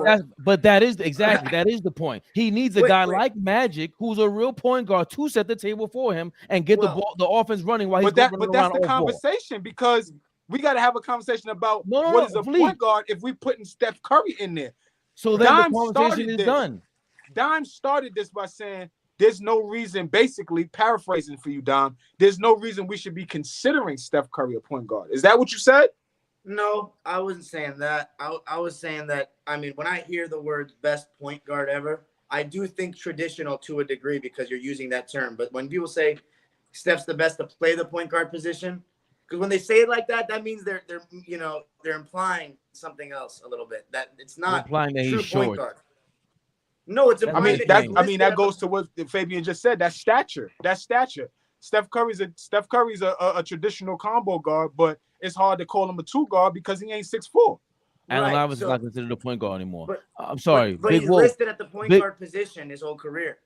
You know what I mean? That's why they say it. I don't know who listed Allen Iverson as a point guard. Big Wolf, no, I'm talking about big Curry, apology. not Iverson. Oh, I'm sorry, Curry. Big Wolf, big apology. Steph Curry is a point guard in name only. Thank you, Big Wolf. He is awake.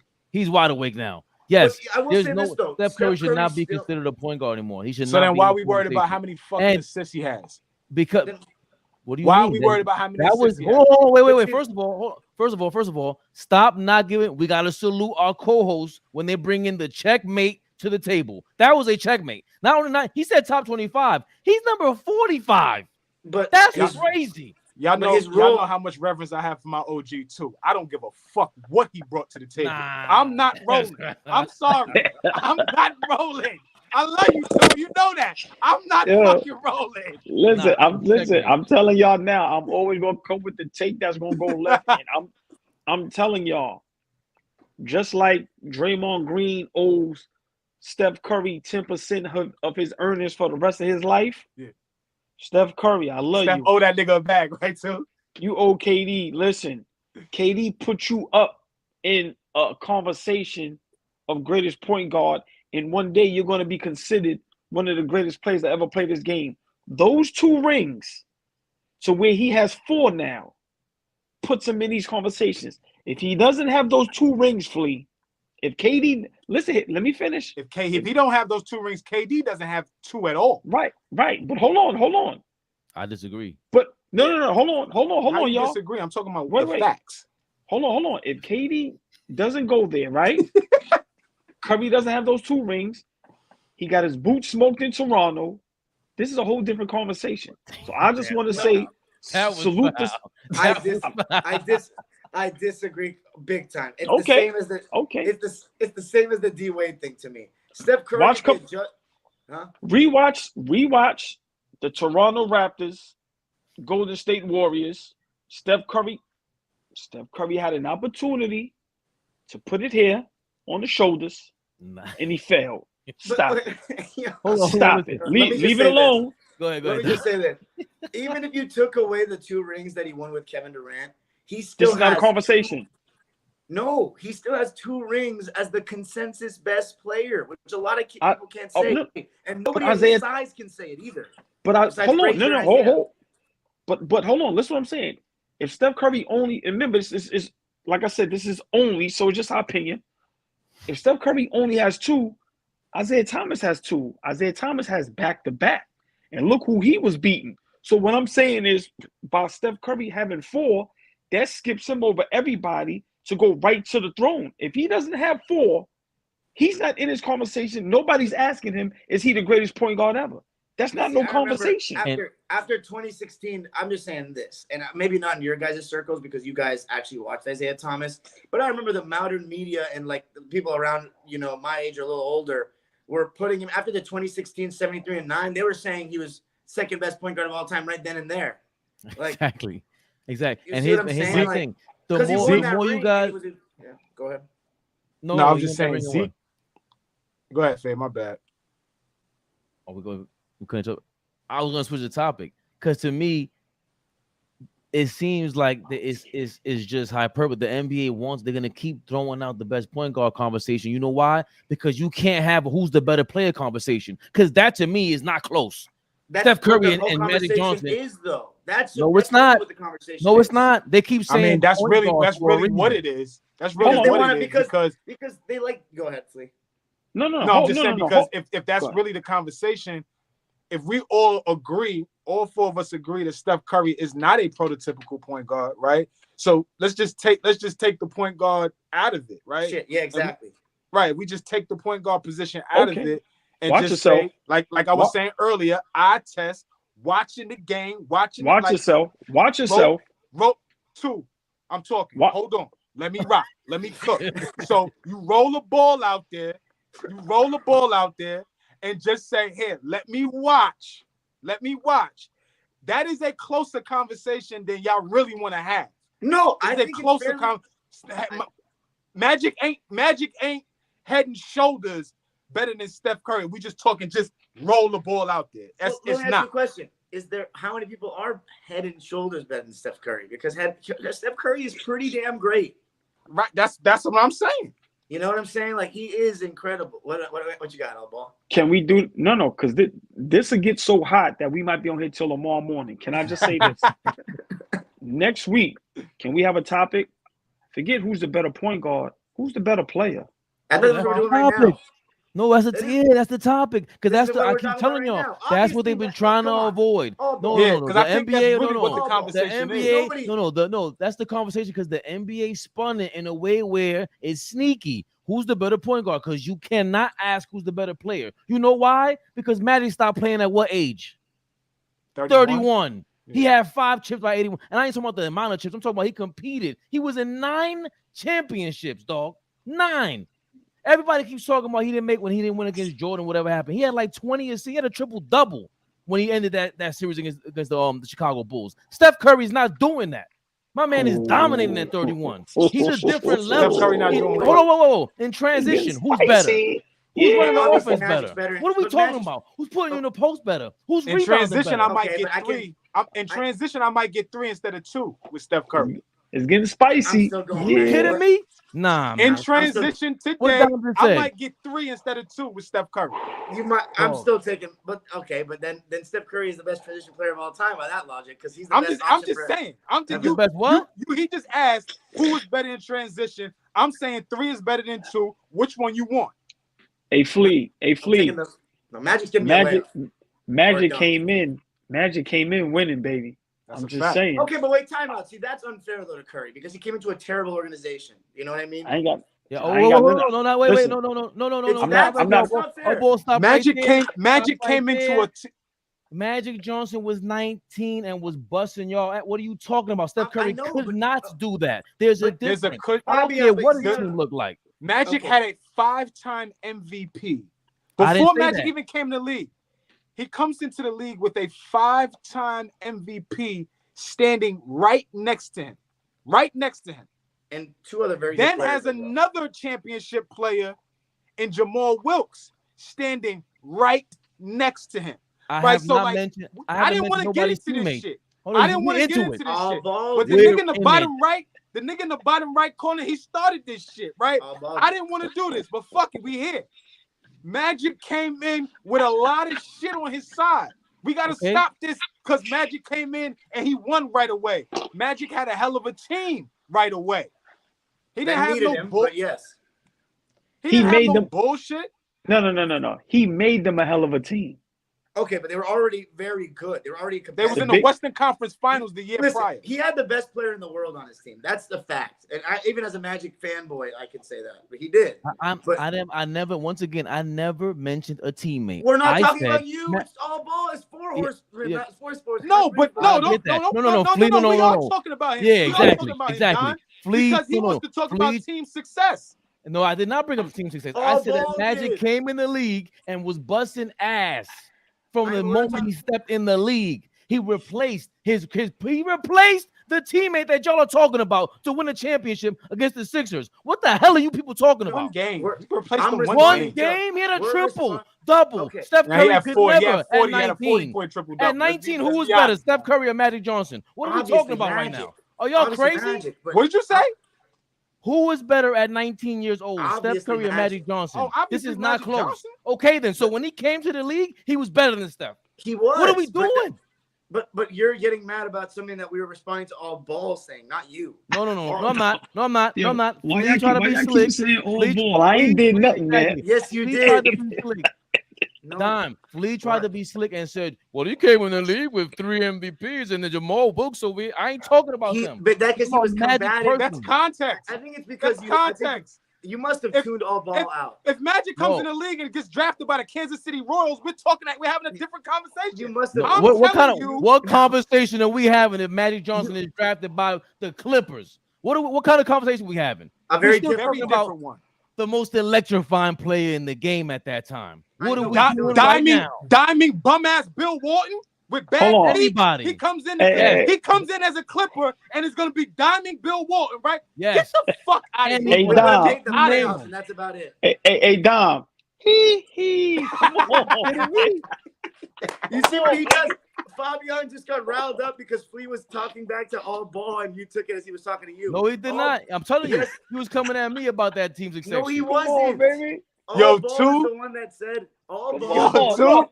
Look what he's two's the laughing. nigga. Come on. Two's the nigga in the lunchroom to get shit rocking it I know. and then sneak out And the he's in the motherfucking corner. lunchroom. Like, He's in the damn, corner. they He's in going the corner. crazy in there. What Yeah. happened? He's in the corner biting on the apple. Right. Exactly. Nah, Exactly. man. No, Listen, or just man. sitting at the lunch table watching. But all ball said that Magic won right away. And that's why it didn't make sense that you were getting so riled up because you don't give a shit about winning right away. That's team dependent for you more than all of us. So that's why Flea said Jamal Wilkes, Norm Nixon, because Curry didn't have that luxury coming out of the gate. That's true. And all Oh, ball, yeah, he had next to him your favorite player, Monte Alright, Ellis. so can I ask y'all a question? yes. Steph Curry's skill set. We do the dime time traveler. Go way back, right? Steph Curry today gets drafted to that Lakers. Oh, Do they be successful like how they are? no, I'm not gonna say that because it's a different game. But a lot of the stuff that Curry They does, are. no. Listen what I'm No, asking. he carries No, Steph Curry no, back there. forget the different game. Forget if he carries. I'm just asking, Steph Curry's skill set, how he is today, does he get drafted by the Lakers with Kareem and them guys? Do they win all these championships? I don't think so. I don't think you put a lot of players in that spot. They win as many championships as Magic. Magic was think- perfect. But I Nah, don't necessarily. I think that was a big. Like we could go back and be. Let's be honest. The fact that Magic Johnson was a 6'9" point guard made him an alien in the 1980s NBA. Right? Let's go back to the point guards of all of these teams, the Maurice Cheekses and the and you know, y'all help me, Alvin Robertson, and you know the point guards in the NBA in the 80s, Isaiah Thomas, right? The point guards in the 80s, aside from Magic Johnson, were your prototypical Bob Cousy height, right? There wasn't a lot of guys that was 6'9". So who's guarding Magic? Well, they used to put bigger guys on him, from what I saw. They would have to, but my point being is he changed the position, but he was also like a freak out there with the ball in his hands, coming at you full steam. This dude is 6'9", coming at you full steam. He could see over everybody, right? You ain't putting a defender in front of him when he's running that Showtime break and putting a defender where he can't see. He can see over every defender. Imagine John Lucas from the Rockets, or Calvin Murphy jumping in front of motherfucking Magic Johnson. Like, yeah, right. But come on. You know what? Just real quick, just to add on that, great takes from everybody. I just feel if you want to be considered the greatest at whatever position, like, because I think Magic passed the ball just as well as Steph Curry shot the ball. So it's your preference of what you want. Right. But to me, Curry has to get another ring to be in that conversation. Just like Garvis saw Kobe being Bryant. That's why he was chasing them 6 rings, because he knew. Just like guys like Shaq. Why do you think Shaq said till his day, I needed 5? Remember, he's not satisfied with 4. So I think when we go greatest point guard, greatest shooting guard, greatest small forward, greatest power forward, I think to be better than those guys, you got to have the accolades. So for me, what stops Steph Curry from being the greatest point guard is the assists. He has everything else. I just feel the point guard, if he maybe was top 15, top 20, but now he can be the greatest player that played point guard, but I can't give him greatest point guard ever. I can't give him that. I don't think anyone would, and I don't think Warriors fans, even the most biased Curry fans, would say that he's the best true point, like whatever, prototypical. But that's why I was telling Fabian, and that's why I'm gonna throw it to you. But when you're talking about player and stuff like that, yeah, that is exactly what they're talking about. They're not talking about the position of point guard, because obviously Magic's a better point guard than Steph, but they're talking about the player. And you seem like you had a reaction to that, about if it's a player, it's not close. I think it's not that far off. Steph Curry's amazing. I think it's neck and neck.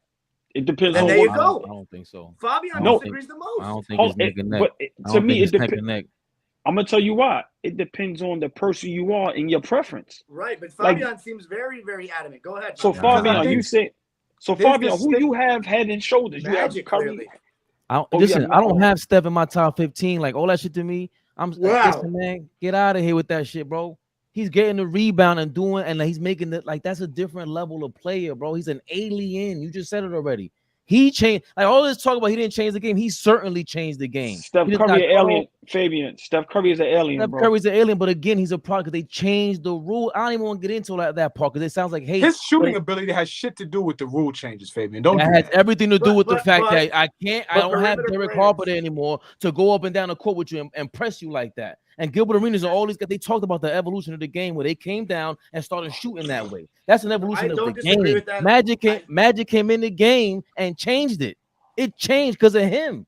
Period. Well, what do you mean by? Well, I think it's the game changed more in terms of the NBA's like staying in business and stuff, and like the boom of entertainment. But Steph Curry's actual influence on the way it was played, I think, is different than Magic. Because he has this stigma attached.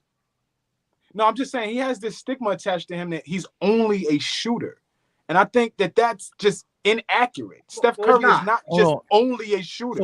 He's the best shooter we have ever seen, but he does a lot more than just shoot the basketball. Okay, so then, all right, I can watch the game and I'll see that Magic Johnson does way more than just pass. But see, this is the thing. But see, this is the thing. I don't think that there's a stigma attached to Magic Johnson just being a passer.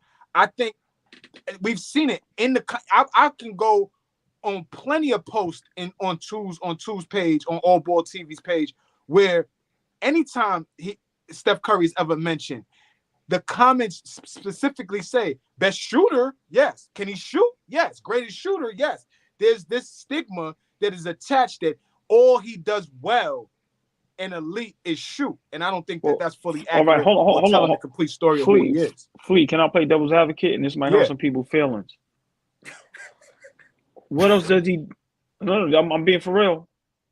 What else does he do besides shoot? Oh, I think. Hold on. I'm asking. This is the biggest thing for me. Two things. Don't tell me run around screens. I think he's an elite ball handler, which you wanted to act like he's not, which is fucking crazy. I think he's an elite ball handler. And I think the fact that he's on the floor, just with the warm-up off and on the floor, anywhere on the floor, he makes it easier for the other four guys to be open. That's just the mere fact that he's on the floor. And AllBall. Okay. We got to take into consideration. I have to watch more film for this take, but he is tier 1 off-ball movers in the history of basketball, and that matters. You know what I'm saying? Yeah. That's a skill. And he's the way he reads defenses off the ball is I would show any kid that and say, you watch the way this guy moves. He might not have the shooting, but he's incredible at that. Can we agree there's a lot of illegal screens though as well? Can we at least agree to that? Going way back. Hold on. I'm not as far. There is definitely illegal screens, but I still think don't there do were that, some guys that got away with illegal screens in the past too. That we champion Reggie Miller as one of the best off-ball screeners, but Dale Davis was dirty. Antonio Davis was dirty. Rick Smith was dirty. Derek McKee was dirty. Like, come on. Bogut is dirty. Draymond Green is dirty. Yo, he had listen. He's in Trent. Once he gets the rebound, it's over. The play is over. It better not. No. It's not just fine. Like, Steph Curry cannot do that. That's not, bro. I didn't think about this till now. He's like Shaq at the point guard. What are you doing with him? What do you mean, Shaq? Imagine trying to guard a 6'9" human being who can dribble like that. I know. And he's getting by you. He's mad fast. What are you talking? You would never see that in your. You'd be like, oh shit. What the hell is that? That is insane. I think y'all are really bro. He didn't just the whole team success thing.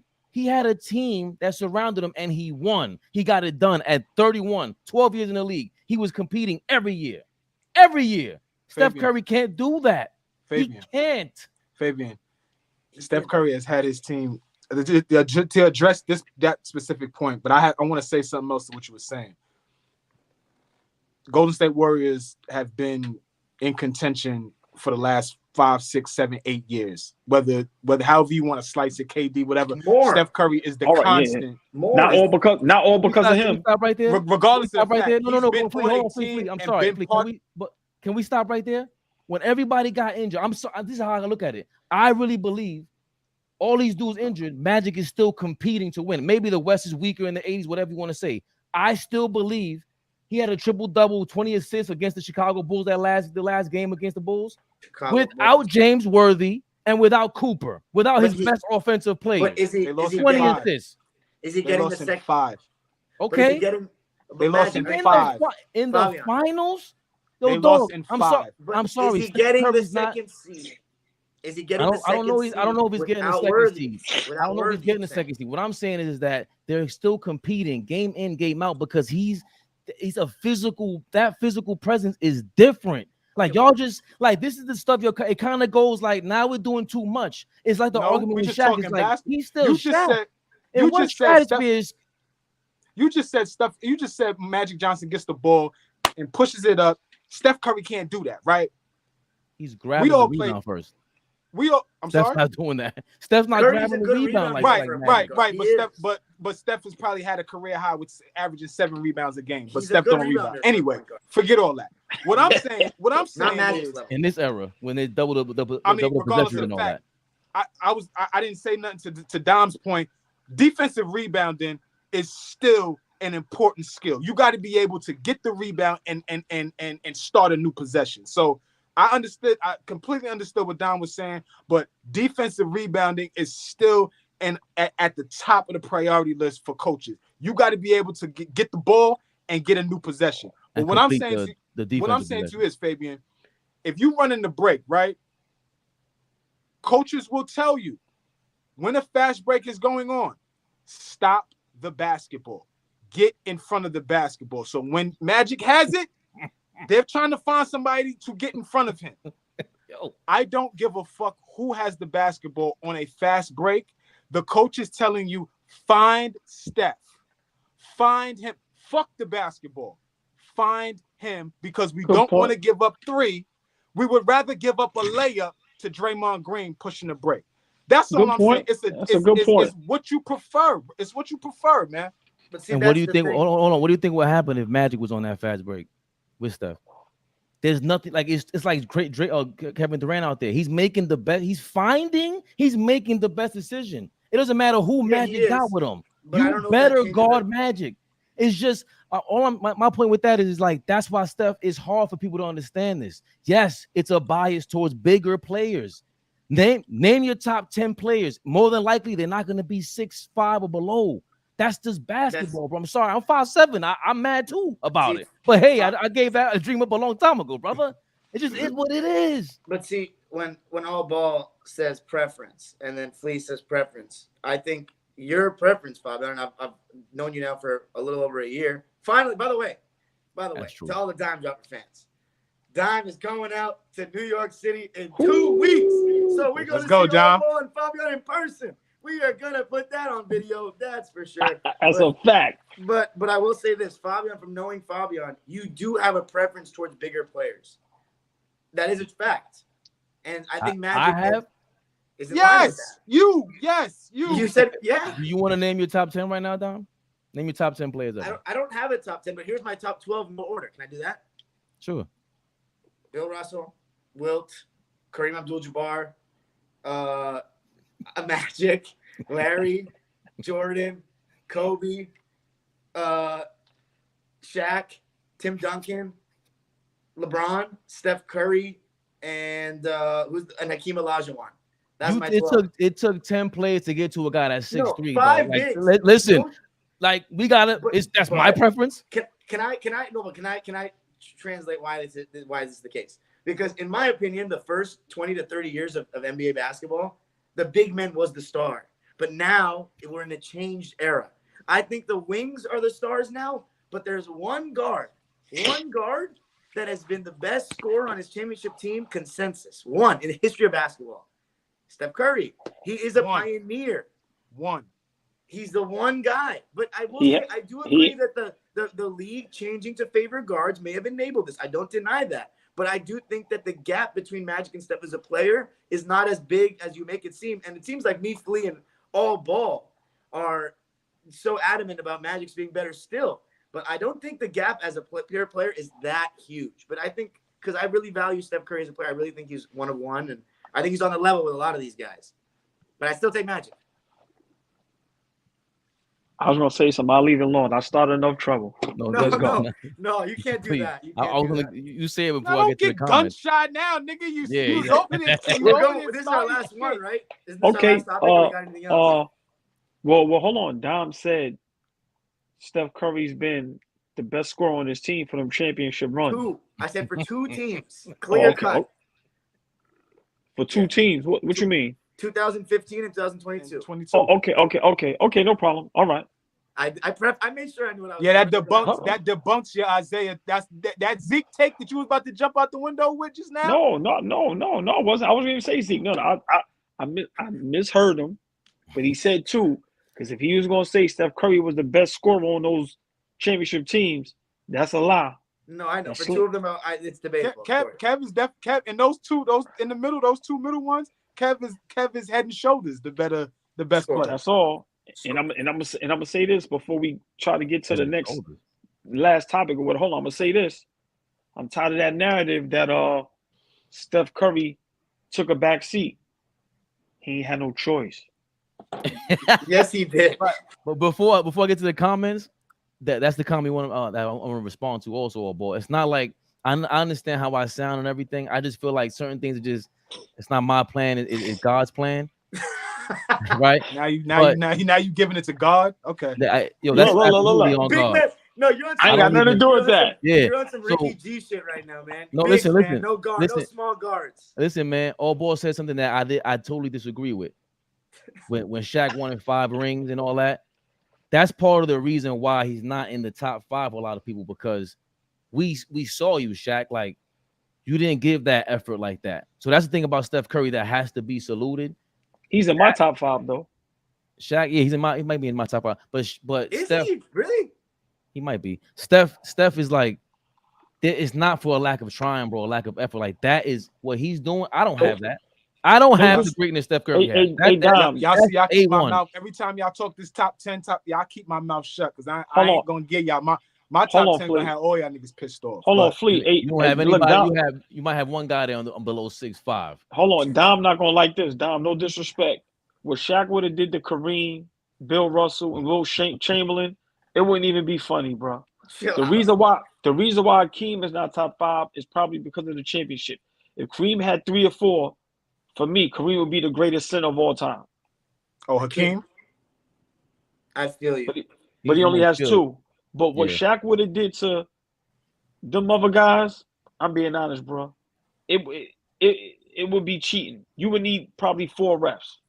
I'm gonna get Dream? The one person I'm gonna push back on is Wilt Chamberlain, because if anyone's strong enough to try, it's him. That's all I got for that one. Dream doesn't lose any Points any for you? love for me because he doesn't have as many rings. No. Right. At all. No love. I know I love don't lost. even. I put him above, for me. Like I said, that top 10 list, we could do that at some other time. But he dwarfs everybody for me, even Shaq. Like the dominance, yeah, Shaq is dominant. But in terms of just flat out players at that position, So who's your greatest sin of all? Who's your greatest sin of all time? Dream. Is it Dream? Wow. Okay. For me. Okay. I mean, I don't not see the case. Do you know what I mean? Like, if you just look at his skill set, I mean, he doesn't really have many flaws as a player.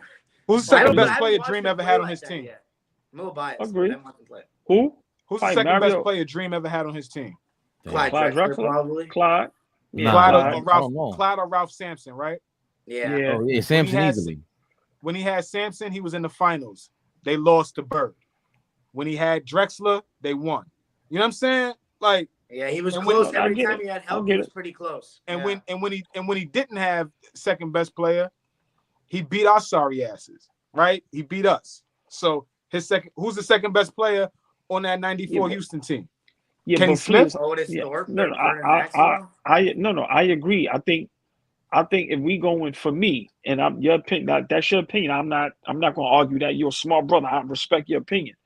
But for me, if we going Akeem Olajuwon, the greatest skill set center, but of course, because Joker's still playing, so I'm not going to put him up there yet. Yes, but I can't give Hakeem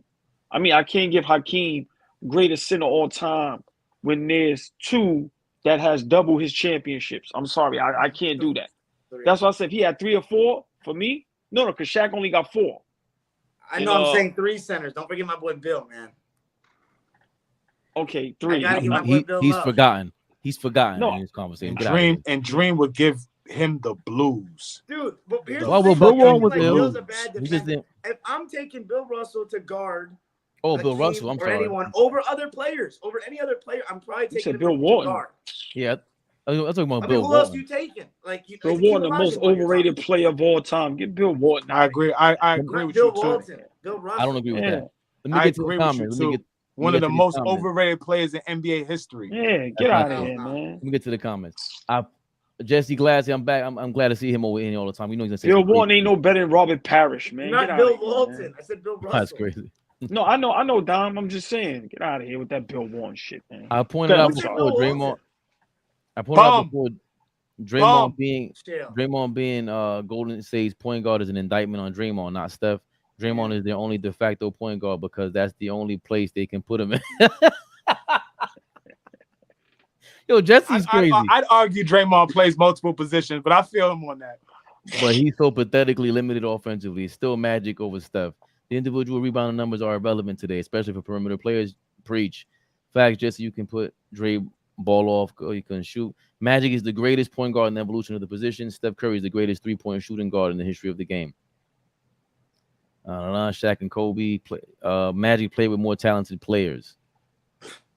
I mean, that's up for debate. Okay, No, hold on. No, it's not. No, it's not. No, I'm sorry. Yeah, I'm sorry. It is up for debate. It definitely is.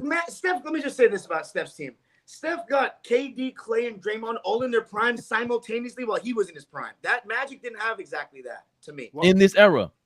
Magic came in. Silk was still really good. Kareem was in his prime.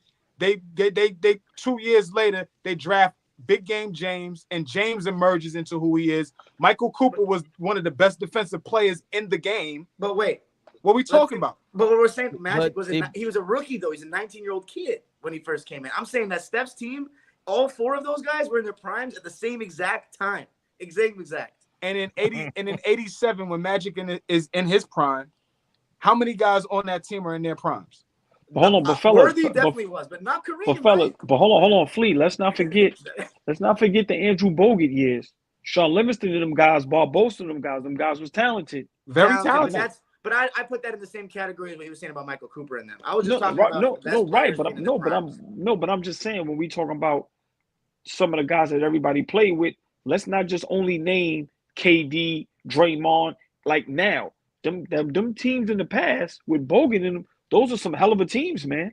That's sure. Like, we can't miss that. Big shout that don't help Magic's case to me because Michael Cooper, I think very highly of him. But I did that for a reason because people tend to forget how great Bogut was, Sean Livingston, Barbosa and them guys, David West and them. Like people forget. Let's not just talk about the Curry with KD and after. Before that, Magic had Bob McAdoo. Like what the fuck are we talking about?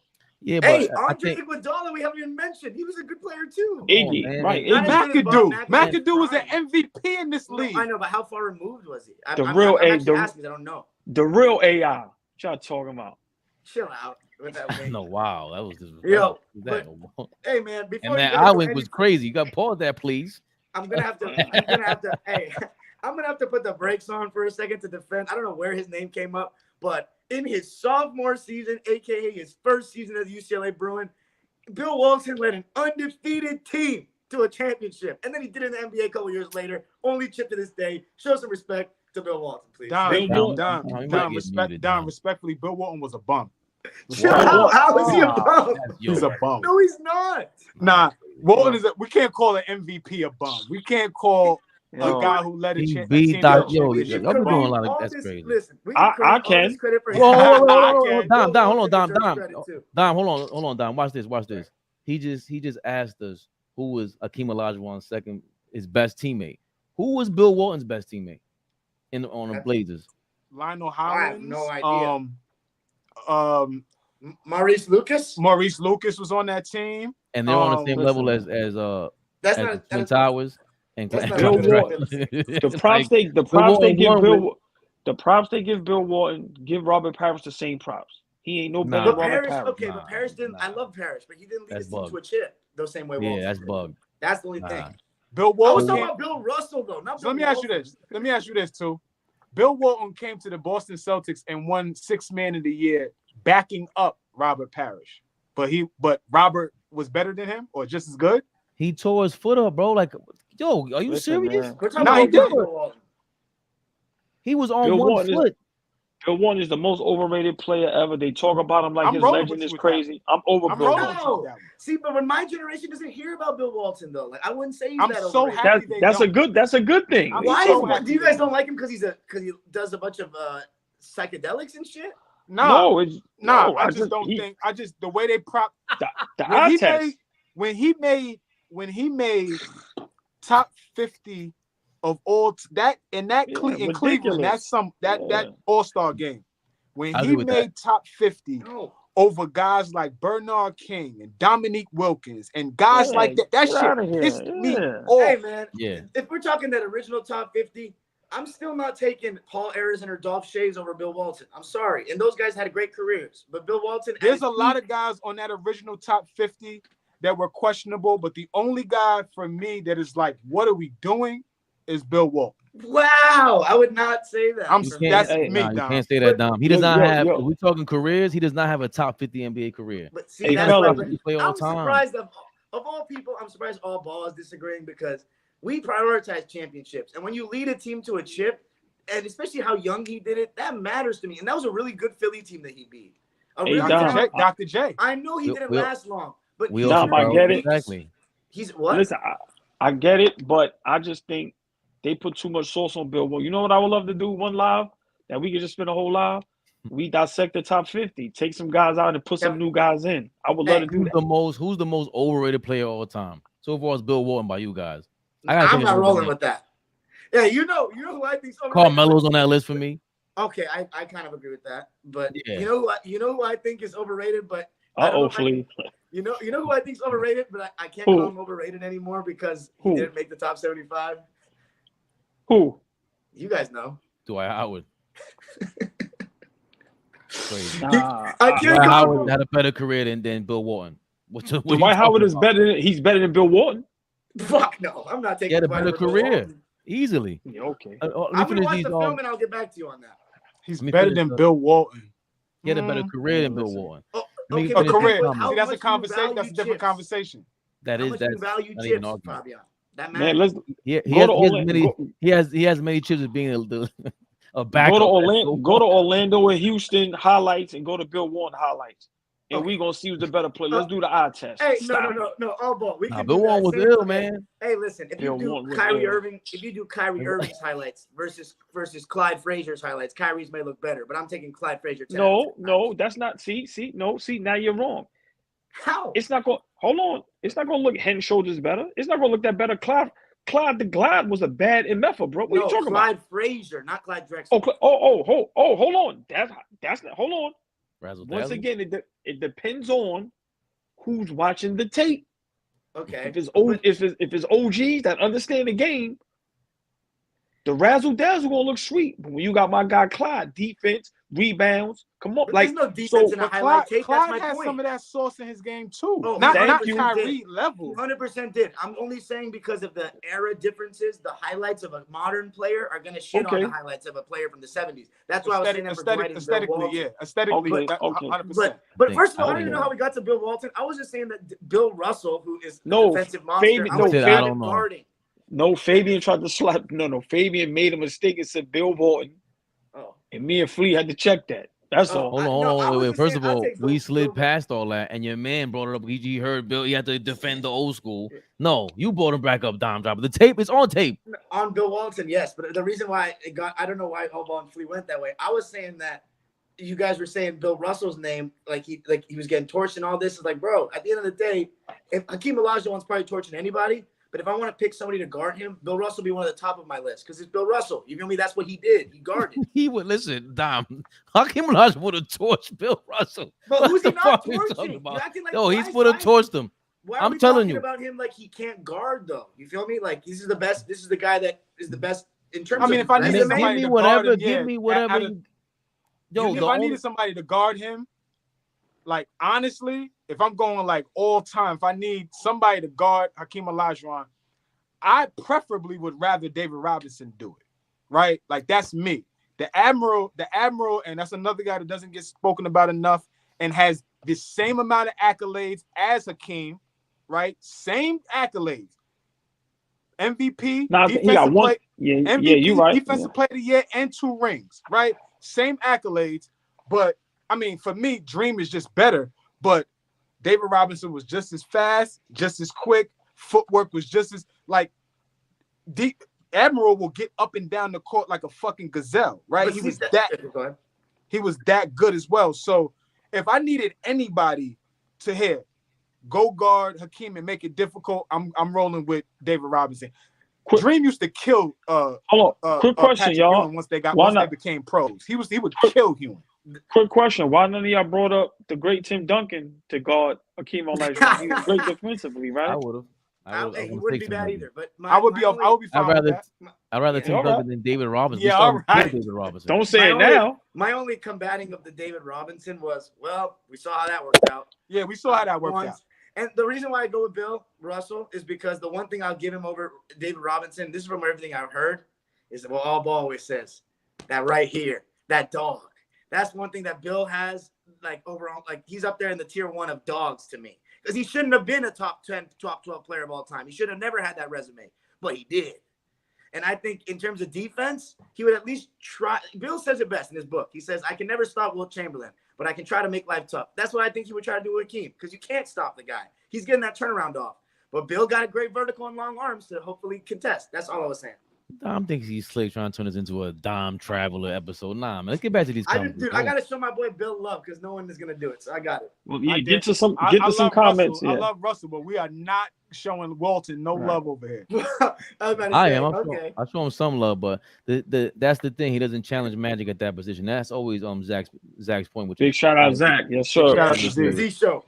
Z Money. How defenses have to react. Stop saying Magic play more talented players. You don't win that with average players. That's true. We literally he was on a KP. Probably. We literally weren't even watching basketball on live TV for years until Magic and Bird. I won't stop saying the truth. More talented players. You guys are going to war. Steph won a chip with average players. What? No, he didn't. Yeah, I don't know about that one. But KP's a step This stand. is the sauce. This is the problem with this era. And this is the Hollywood issue we have. Y'all, we got to listen. We got to get off the stand-em. This is not your channel. This is not going to be your channel, dog. If you're going to be on here with the stand-em. What you say? I don't care. Let's get to the last topic, man. Magic had just as much influence on the league as a whole, in my opinion. Okay, it's not the truth. Steph played with who?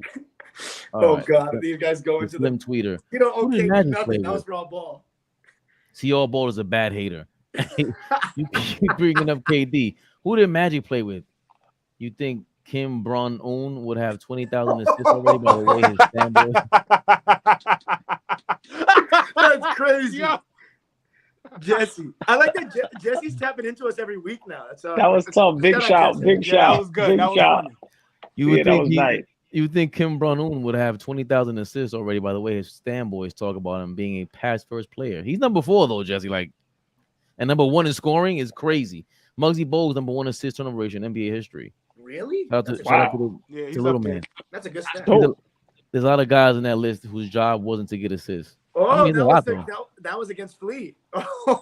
Flea's on the ropes. Flea's on the ropes. Mark Jackson is underrated. Top 20-ish point guard list of all time. He played like that. Mark Jackson was the coach. Y'all drunk. It wasn't a checkmate. Get out of here. That was crazy. They're mad. They're number 45. We can't use that number because it's kind of toxic. But Steph is the greatest 3-point shooter. He is right about what? He was right that Steph was more on ball with Mark Jackson. Steve Kerr kind of pushed him off the ball, and Draymond took the reins as the point forward. But with Mark, but the combating that you would say is they didn't win as much, which is a fact. Listen, I'm not. You ain't gonna get that out of me. Was still Mark good, Jackson. I don't care what Steph Curry says. They're glad that Mark Steve Kerr replaced him. Steph is the greatest 3-point shooter in NBA history. He changed the way offenses are ran from high school to college to pro. Magic changed the evolution of the point guard position and put it on live TV. Magic owes the number 1 picks he played with. All right. Isaiah Thomas has 2, still one of the greatest point guards. Magic is not overrated. I think Bird is. Isaiah has no MVPs. That's true. Who cares? Yeah. Bird's prime was too short, and whenever he faced a team similar or equal to his team's the talent, he lost. What? Hold on a second. Can I combat that? Have you seen the Lakers roster in the '84 finals? Bro, that shit looks like a fucking all-star team. That was a tough team. That went 7. That went 7. So it wasn't like, you know what I mean? They ain't get him out of there. That went 7. I hope they're not getting him out of there. That team is amazing. Yeah. I mean, loaded. The 80s is just the whole dynasty era. Steph is the better player. It's possible the NBA media knows people are finally done with having the LeBrick GOAT argument shoved down their throats, so they're pivoting to a new argument: Steph versus Magic. I still got Magic, but at least the conversation is somewhat debatable. LeBrick versus Jordan, not arguable. Steph had a triple-double in the finals. What are you talking about? Did he have 20 assists, Corey Patrick? No, the fuck he did not. 20 assists is crazy. He had a triple-double, though. He had a 45-point triple. Come on, man. Magic came in balling. Steph didn't. Talk about their own play, not the team success. Thank you, Robert Paulson, for paying attention. Isaiah played during the Bird, Magic, and Jordan era. I watched it. Lakers before Magic were trash with Kareem and Wilson. That's kind of far-fetched. Who's better at 30 to 35? Corey Patrick, that's a very foul statement because Magic Johnson barely played. That's 30. his fault. Fact. Wait. It ain't injury. That's his fault. Fuck are we talking about? Yeah, Come on. I ain't touching that subject. I've been We playing. can. I've been playing. Hold on. Now. No, You guys keep talking about if Steph Curry played in that era. If Magic plays in this era, he's playing until he's 40. Okay, but the he didn't. Bills are gonna That's bring a him fact. back, Of course, and but he's he didn't. destroying your man's. He didn't though. nigga said Fellas, that what- shit like he was injured or something. That's Magic's fault. Man. Hey, What are we talking about? Moving right along before we get banned the fuck out of here. All ball hiding on the bullshit. Magic is Nah, Fish what I always- do? Fish make sure Two don't run from his bullshit, boy. Yo, I Magic, ain't do Magic that. was better from 19 to 30. Totally agree, dog. He wouldn't be winning. Get the F out of here. Bill Walton. Yeah, that's not a foul. No, KB Magic's on the hating Bill Walton train. No. I think he's asking. I think he's asking, dog. Well, hold on. KB Magic, yes, bum. What's wrong with you guys? Thank you. Yeah, Fish always catches the subliminals. Fish is a New Yorker on the low. Flea fired the shot at sub at Fabian first. Yeah, thank you, Fish. I shoot peeped at it. you all the time. You know that. He does. No way Magic never had a better year than Steph 2016. Yes, he did. 1987, and he Kidding me. actually won, by the way. KP not Kidding threw me. the ball away behind the back pass for no reason at the end of a game, or got locked up by Kevin Love hand checking him at the top of the key. Let me not go there. And Don, do a 3-1 lead as Don, well. we do a lot of ifs, right? We do a lot of ifs because Two likes to go down that rabbit hole. I swear to God, if they win that 2016 finals and he has 5 now, Oh, different 73 conversation. and 9, yeah. 5 I agree. rings, No, and if they he- win. I wouldn't. That would have been We crazy. If talk- he didn't win that 73 and 9, he's in a different category. Right, Can I Don? say- Hold Yeah. totally different. What? Now Wait, watch hold this. up, Two, because I want to hear this from Two. 73 and 9, unanimous MVP. They win the championship Okay. now, and they win the next 2. So that's Right. 3 in a row. But That's do they get 4 in a row. KD? If he wins, do they No, get wait. KD? still? Now, hold on. Now, forget the KD thing. If he does that, That's 4 in a row. right? No. But hold on. Before the KD, if they do that, Golden State to me goes down as the greatest team of all time. Mhm. And now the Steph Curry argument would be valid. But now we switch it. Why don't we hold that against them? You lost 73-9 and you lost being up 3-1. I think that's a stain. I think that's a stain on his on It his. definitely is a people- stain. But here's the thing: no, do they even get No, Kevin Durant? no. if Hey, they Flea. win? Hold on, y'all. No, don't go too quick. It's not a stain. Nobody talks about that. That gets swept right under the rug.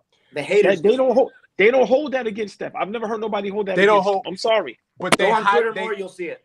but they elevate Braun coming back down 3-1. Like that's the conversation. I feel what you're saying. He needs to be held accountable for Thank that you. team losing that 3-1 lead. Thank you. Absolutely right. There's some other stuff. Like I'm a Flea. big guy on if Draymond doesn't get suspended, that series is over. I'm with you. Flea. I'm with I'm you big on on that. No. They had game 7 at home. I don't want I to agree hear with that. that too. Hold on. If LeBron James was 73-9, same year, unanimous MVP, up 3-1 in the finals and lose, what would y'all think would be happening? Oh, apocalypse. But Yeah, but Braun's in a different stratosphere though. but No, he's 2011 not. though. No, People he's still not. bring it up. I mean, he's in a different stratosphere because he's held to a different standard. Listen, Curry don't get no smoke for that. That's all I'm saying. I agree with you. disagree with that. You just got to Listen, go on man. Twitter more and see what people say. Curry has a lot of haters, and they bring that up all the time. But Kevin, maybe you're not Kevin talking- Durant- But, you're but probably that's not talking to hate. enough of them. That's not hate. That's not about being haters. That's about being fair. If that was any other player, we critique every other player. But since that's happened, he's won 3. So it's like He's won 1. he's won 3. Oh, stop. KD won won 2. KD won 2. He won 1. Why does KD That's- get all the credit and Steph gets none? Because listen, KD he lost a 3-1 lead and he joined Steph. Yeah. Steph So why lost, should a, KD Steph, get all lost the a credit? Steph lost a 3-1 lead and he had KD join him, by the way, because his man Draymond Green said he was shook daddy. That's number 1. Number 2, where is the superstar, the number 2 player in the league? Overall consensus, it was not Steph Curry. Even when he won the MVP, people would not take him over Kevin Durant back then. Where What? was this for Magic Johnson? excuse me.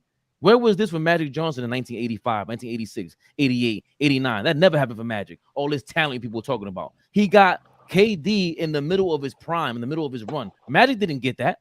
He didn't get that. He got the team form from 79 on and kept it pushing. He got this guy, James Worthy, 2 years later. Not in the middle of This his guy. You see what Yeah. the fuck you just did?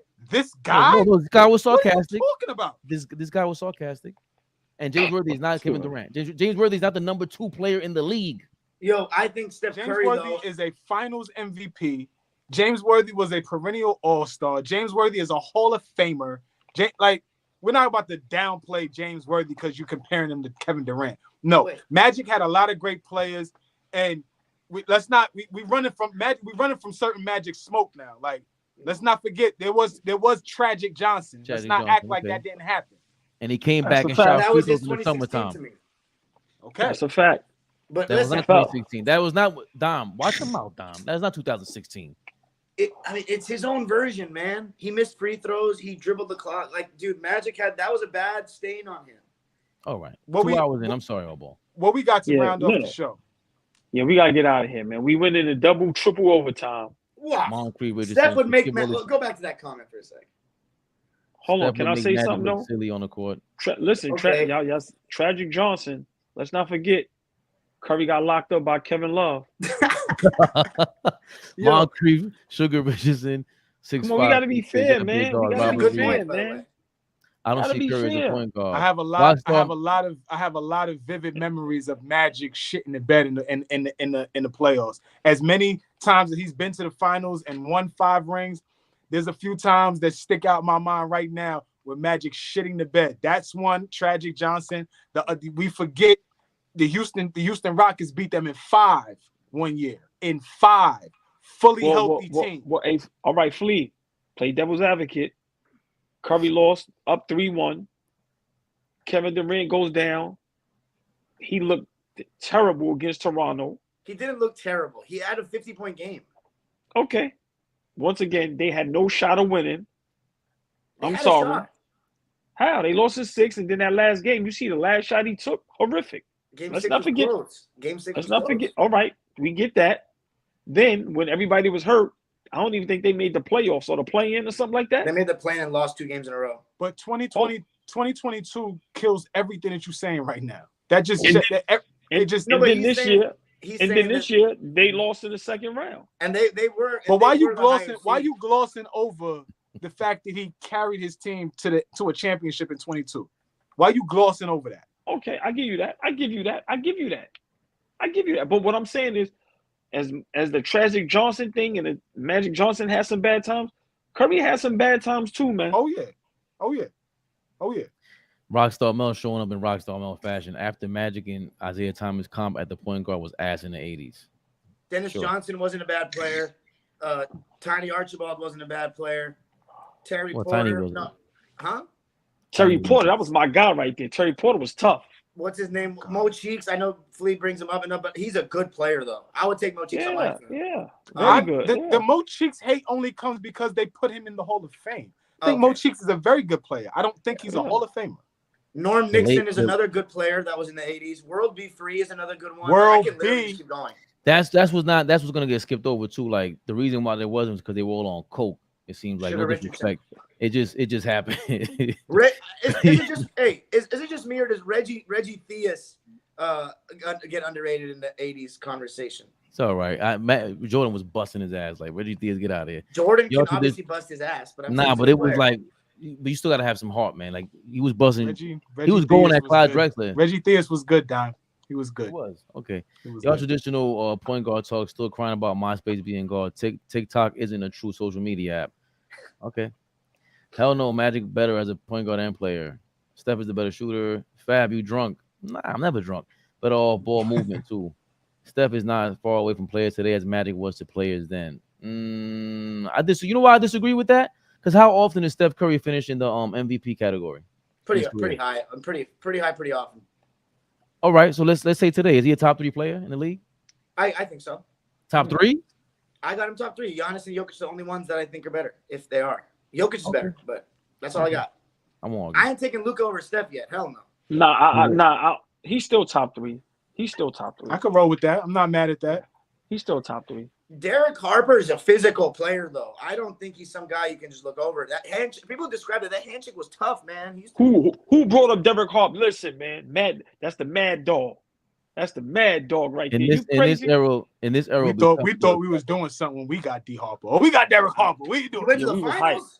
You went to the finals? Him and my man Ronaldo Blackman. Rolando. The human nut. The human nut. Oh my God. Yo, Derek Harper is another one in the 80s, was a better player than he was in the 90s in terms of his talent. Yeah. Like he was. That Derek Harper, Rolando Blackman, Mark Aguirre, Dallas Mavericks team. They took Magic Johnson to the fucking Game 7 of the Western Conference Finals. Yes. Also, John Stockton did too. I know he's playing in the 80s as well. I forgot about him. So a lot of the 80s and 90s point guards is overlap. Kevin Johnson. Yeah. Mel, oh man, we smoked Mel on that one. Yeah. One thing I'll say on Steph, we don't usually get Mel out of here. We got Mel the fuck out of here with that one. Yeah, he logged off. I agree with this by Jesse, by the way. I agree with this comment. One thing I'll say on Steph's behalf is he doesn't get the same benefit from the soft officiating that everyone else gets. That defenders are allowed to abuse him pretty regularly. How often do I say that though, Dom?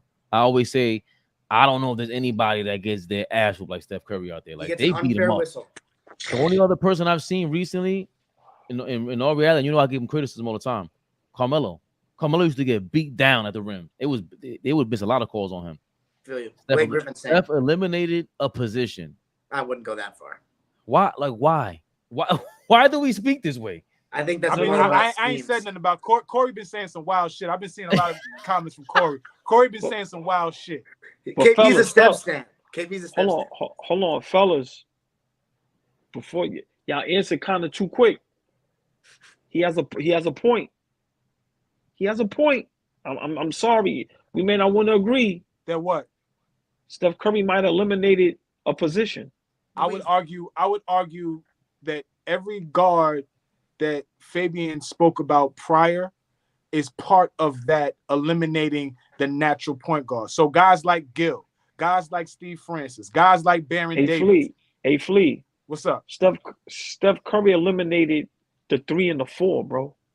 Like his position is back. The 4 maybe, but not the 3. My opinion, and we can have a discussion another time, but I think Curry is the reason why it's positionless basketball, bro. I really do. I think he's a big part of that, definitely. I really do. The other guys, like you said, they definitely played the part, but I think they played the part with the combo guard thing, the one of the two. Curry made it to where the 5 got to be able to shoot. Curry made it to the point where you got 5s going, I don't want to play the 5. I want to play the 4. So they ain't got to get on the block and bang. Yeah. He might have a point a little bit. Just a little bit. He's an 80% as a shooter. I don't know what that is. Magic played in the 80s. If Steph got baby by the refs like Trey Young does, he shoot like 40 free throws a night, and that's not even hyperbole. I agree, bro. He really does get like scratched and everything. Steph changing the game talk is garbage and overrated. KB Magic, shut the fuck up. This is real over here. I'm a real one. I love the participation, big dog. But this is Big Flea over here. I'm as real as they get. You got to get the fuck out of here with that. KB Magic, I love KB Magic. He's hilarious. He never changes. He never changes. Overrated? That's insane. Steph changed the game for the worse. No doubt about that. The 3-point dragon era is garbage. What else does Steph do elite? They don't want to have that combo, fish. Time to go. Dude, move without the ball. Move without the ball. Listen, create time to go for others. Keep guys open. Like he does a Yo, lot of ball. shit. He moves without the ball. Elite. Congrats, bro. That's very relevant. How many guys are able to do that? You laughing about some shit that's I didn't want to go there. You don't want to know Magic rebounded elite. He transitioned elite. He passed out of anywhere on the court. Elite. What else? Okay, so what else did that? Besides passing the ball, what did Magic do elite? He wasn't an elite rebounder. So cut that out. He's pretty elite. He had the most. What makes him an elite rebounder? I think his timing was good. I think he boxed out well, and I think his size was the third reason. Come on, but I think he had good timing. Like he when I see him play, he's always getting rebounds. But he's definitely a good rebounder too. Fish, jump back in the fucking comments. What did Magic do elite besides passing the basketball? Yo, Mel. I say Rockstar Mel when it's like around 11 o'clock, 12 o'clock p.m. Eastern time. Rockstar Mel is usually like a gentleman. 11 p.m., 12 p.m. Eastern time Yeah. for Flea. He turned He into wake like the wolf, the werewolf he who's he going. he waking up Kill him. out his coffin. Yeah, Dracula. That I'm nigga wake up outside like now. this. Now we outside. Now KD because Magic is great though. He stays showing love. All ball is nuts. Magic's teammates could be heavily guarded and they're still open with Magic on the floor. that's my point about Steph. Now it's illegal screens from Curry. Yes, they're illegal, Corey. I hate to break it to you. Two things can be true. Reggie was dirty AF too. Yes, he was. Love Reggie though. He's underrated as hell. LeBron is faster. Okay. Then who? How many other great shooters are there? Several. How many point guards were like Magic? None. I think you guys are Ooh. underestimating Steph Curry's other things he does great though. He's a good rebounder for a guard. He's one of the best screen setting guards I've ever seen. And he's got a great handle. He can always create space. He's got a great floater. Yeah. He's got a good offhand. Like Yeah, Two and tried to he's an start underrated that passer shit, for Don. what it's worth. Two tried to start that shit where Steph Curry don't have a handle like Kyrie. Like, nah, it ain't flashy like Kyrie, but Steph is gonna get off his shot every time. Nah, we ain't doing that. We're not doing that right now. Come on, man. Come on. Can we stop? I'm not He asking. still I'm telling you, can, I'm not though. asking you. I'm telling you. Steph is gonna get off his shit every He's gonna time. get his shot off. It's just maybe a tough three. I wish I could tap in. Y'all saying some BS, mainly Fab. Come on. LeBron is a great athlete, but we are talking basketball, Corey. We're using first names here. This chat room was spicy today. Yeah, Michael- comments is a little spicy today. Oh, I'm sorry, Michelle. You know what? Yeah, Michelle Douglas. Magic might be overrated, but not Larry Bird. Watch your mouth, Michelle. No, he's not competing with injury players. You sound drunk. Magic needed those 20 assists in that game, 5 just to barely out-assist Jordan for the series. Yikes! Larry Bird is Ooh. underrated. If Magic and Steph are in a GOAT point guard talk, Bird should be for small forward. Hell, Bird is top 3 all time. Facts, Wow. dude. These ends ninjas is crazy. Jesse Jordan was just different. He wanted to prove a point, so almost averaged more assists than the greatest point guard ever. Crazy stuff, man. Tyrone Lue was blitzing Steph with KD on the court. Okay, but let me just tell you this. That's absolute facts. But I'm just gonna say this: how the fuck did that work out for him? Like, let's be real. Ty Lue's gotten his ass cooked by KD every time. Like, I'm not gonna lie. Like, he does take Steph away, we still lose. Every team still loses. Steph said himself that Ty Lue told him on both ends, I'm gonna blitz you. I'm gonna blitz you on the offensive end, and then when you're on defense, I'm gonna headhunt you the entire series because I want to wear you down so that you don't hit shots. He said this to Steph. So, like, that's a testament to how good Steph is. Exactly. But that made it unstoppable to beat that Warriors team because you had to pick your poison. It was just too much to guard. And there was no Kawhi on there for the other side. Curry on just being on the floor is the best decision. Roland has the comment of the night. 5'7". Damn, even a chair could shoot over you. Salute. Hey man, I'm 5'8", man. Maybe on a good day. On a good day. That's all about to grow my hair. My hair gonna make me 5'9". That's the cheat code That's the cheat code the young kids is doing. That's why they don't cut their hair. Yeah, I'll put y'all on. Facts. I just rewatched that series, and not only was Mike guarding Magic the majority of the series, but the majority of his made field goals were jumpers. Yeah, Michael Jordan guarded Magic Johnson for that series in '91. That's a myth.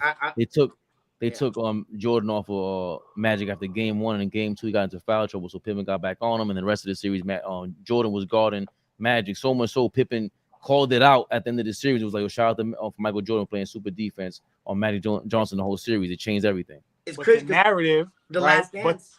But the narrative for people that never watched that series think that Scottie was on him for the entire series and strapped, and that just wasn't the case. That was the Last Dance promoted that narrative to me. Part of the reason why the nigga in the bottom right thinks that Scottie is just this all-world defender, best defender ever, when that narrative of strapping Magic Johnson in the finals is not true. But when he it just ain't 14, true. Wait. But AllBall had to have watched this. He was like 14 years old.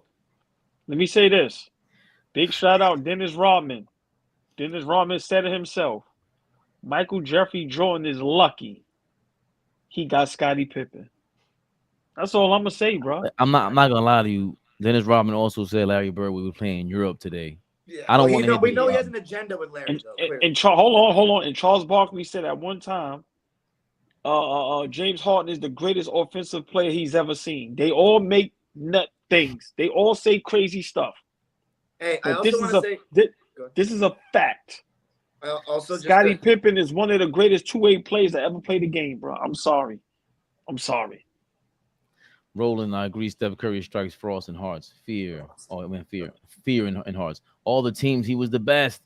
35 of Jordan 63 field goals made in the finals, 32 out of 51. That's crazy. Ask Ty Lue. Jesse, that run of 13 consecutive made field goals was unbelievable. His 13th being iconic hands. Fellas, I love y'all. We got to wrap it up. I got to go to sleep. Hey, All right. one thing I'll say too, Magic at one point of his career averaged 90% from the free throw line. No one ever talks about that. That's impressive as hell for somebody who couldn't shoot coming in the league. So I'll read it at the end.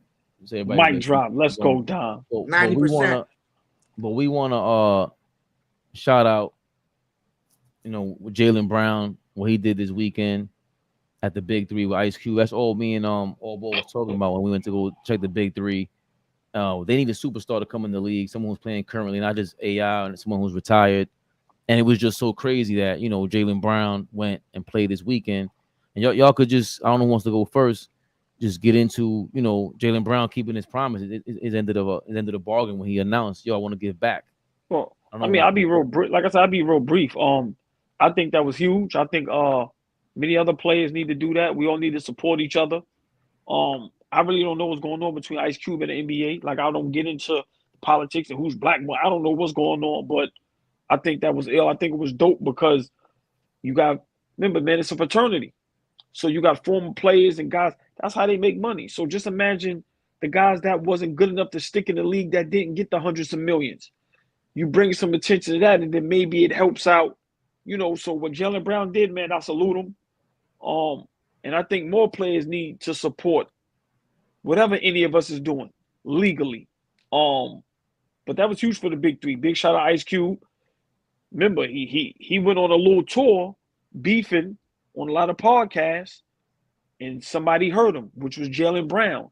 Salute Jaylen Brown and salute the Boston Celtics, like I said, the fan base, for supporting that, because they ain't got to support that. Some organizations, some fan bases, they feel, yo, you our people, we paid you this, you shouldn't go out and do that. So for him to have the support, and for him to go out and do that, I have no problem with it. I actually like it, and then more players need to do that. They don't have to play, but support. Support is free, man. That's all I gotta say. I think Jaylen Brown is a super intelligent young man. I think he carries a lot of emotional intelligence too, right? A lot of guys are not emotionally intelligent, and I think that young brother is. I said it to y'all in the pre-pro, but Jaylen Brown is one of the only guys that I can remember ever getting a huge extension, a big bag, that first time that you get a true huge amount of money, and the first thing he's talking about is pouring back into the community that he's working in Boston, right? Like, a lot of guys don't make that known. A lot of guys do it. I'm not saying he's the first guy to pour back into the community, but that's the first thing that was on his mind when he's talking to the media. And I thought that it was extremely genuine coming from that young man, just seeing how he interacts, in different spaces and stuff like that. So for him to show up at the Big Three, kind of open the floodgates. Now we may see some other guys start showing love and representing and trying to uplift that league, current guys for Ice Cube. So I think it's right on par for something that Jaylen Brown would do. And I think he's definitely going to, encourage guys to kind of follow his suit. I got nothing except for, I think it's a great look for the Celtics, especially given the reputation and all the conversations that were being had about Jaylen. And to keep a player, keep the Jays together for an extended period, I think it's a great look for the Celtics organization, who didn't have the best reputation in terms of treating their stars well with the Isaiah Thomas thing, and how Kyrie exited. So to kind of keep these two guys long term, if they win a championship, it's going to feel so good for the organization and for the fans, for the city, and for Jaylen and Jason. to really stick it out, because there's been a lot of conversations about, do they work together well? Should they break it up? And they have had heartbreaking playoff losses now. So, and I think there might be another 1 or 2 more heartbreaks in there before they get over the hump. But I still believe that Tatum will get over the hump at some point. And I think with it is going to be with Jalen. It should be with Jalen. But I do kind of feel what Patrick Beverly was saying the other day, where he doesn't know if 2 wings that kind of do similar things. No. Don't give Pat Beverly those props. Who been saying that before Pat Beverly? All ball? Fabian. Okay. Come on now. Don't do that. Think, but here's my thing. I'm not going to be inconsistent. I think the same conversation can be had with my Clippers of Paul George and Kawhi kind of doing similar things, and neither of them being a great playmaker per se. So we haven't seen that kind of structure win a championship in NBA history of 2 wings, because back in the day you would have your shooting guard and your small forward. Again, going back to positionless basketball, this is they're kind of, you can both put them at the 3 or the 2, 6, 7 plus long wings. So we'll see, but I'm happy for Jalen, and I think it's good for the Celtics organization. Yeah, I think y'all spoke on all your points were great, but for me, I think this for Jaylen Brown, I gotta do nothing but salute him. It's part of the reason why, as a Knicks fan, we wanted him to come to the Knicks. All of us here who are Knicks fans, because excuse me, that's just like, that was very gangster of him. I'm not gonna lie, I love what he did. Like, that was symbolic, and he went up there and, like, in the face of, remember, Ice Cube is on a tirade against everybody. And Facts. for Jaylen Brown to co-sign that, that's a major, not at the end of his prime, not when he doesn't know any better at the beginning, in the smack dead in the middle, you got $300 million when you have never been more popular in your life. You went and co-signed someone who was really struggling with these, like, public relations and in the same field that you're in, and now you really just strengthened that league all on your own. So I salute that. I respect that 100%. And it's hard to root for him. Of course, he's with the Celtics, but personally, I got to root for that dude now. Like, that's, that weighs heavy on my heart for people to, to, like, the Rebels. The Rebels always, they weigh on my heart. So I salute Jaylen Brown, man. That was a tough thing to do. And Ice Cube saluted him as well. I like what he said. That was amazing. Yes, sir. Yes, sir. Hey, man. Great show. Yeah. Oh, you did real quick. You did want to say something about that real quick. Oh boy, like that was, you thought it might challenge the league or whatever. What? Just kind of, I think Sue was saying, do guys feel like Jaylen Brown is showing them up a little bit? Right. Thank you. Yes. Maybe that's something in the future to think about. Him doing that, is that kind of like, is it setting an example or precedent? Is it showing up your peers? You know what I'm saying? I don't think he's doing that, but they can spin it like that, and I think that's I think that's a fair question. Like, I'm a budding superstar. I just got this big money. I'm showing love. Why y'all can't show love? So I hope it has a domino effect. Because, like I said, man, you're not only supporting Ice Cube, you're supporting your fellow ballers. So like I said, I think it's dope. I want to see what happens next. I want to see, is it going to have an impact, or maybe it just flames out and nothing happens. Let's see. Good stuff tonight, fellas. I love it. Good job, guys. Yes. Shout out to everybody who listened. Yeah, man, I appreciate y'all. I'm gonna stay on and read the comments, but I know everybody gotta go. Go ahead, oh boy, I think I cut you off. My bad. Oh no, just AllBallTV, dimedropperpod, Are We Live Fleet, Fabian Perspective. Listen, man, we really take time to do this. We love doing this. Y'all see we went into overtime. Hey, man, support everybody. Follow all platforms. 4 horsemen, brother. 4 horsemen. 4 sportsmen. 4 sportsmen. Sorry. Yes, sir. And keep commenting. Keep commenting on the video so you guys, giving us feedback on the show and all that. Share, like, comment, subscribe. Let's go. Till next Sunday. Yes, sir. Fellas. Sportsman, baby. I'll see y'all tomorrow. See y'all soon. I'm gonna see y'all on here. I don't know if you want to stay on and join. How many we got? I find it's hilarious. It's a bunch. How many we got? A lot. Really? Rapid fire. Just go. Rapid fire. Yeah. Okay. Agree Lock on it Get out by my 2:30. if Shaq really cared and told it seriously, he would be top 2. Nobody ever over Jordan. I think Shaq would be the best ever if he really cared. I respect LeBron and Kobe, who are top 10 players, but yeah, their fan bases are bottom 5. Flea, Mike is one of the greatest jump shooters ever. Unfortunately, people only associate jump shooting with 3-point jacking these days. So most people do it and think of him as a great shooter. Yep, and he had a crazy game against the Knicks, game 4 or 5. The game the day after Charles Oakley and them complained, Michael Jordan didn't shoot not one shot in the paint. It was all outside jumpers and had like 54. He destroyed 54. us. Yeah, I remember that game. I agree about Akeem being the best center ever. He was the perfect center. Definitely most skilled. As a Spurs fan, I can't. Oh shit! I agree with Flea. Marcel Smith threw me off. Turbo. As a Spurs fan, I can't make a definitive case for Duncan Akeem because the winning opportunities weren't even. But I can make a definitive case for Duncan Shaq. Wow. My personal top 3 are Jordan, Akeem, and Bird. Wow. I like that 3.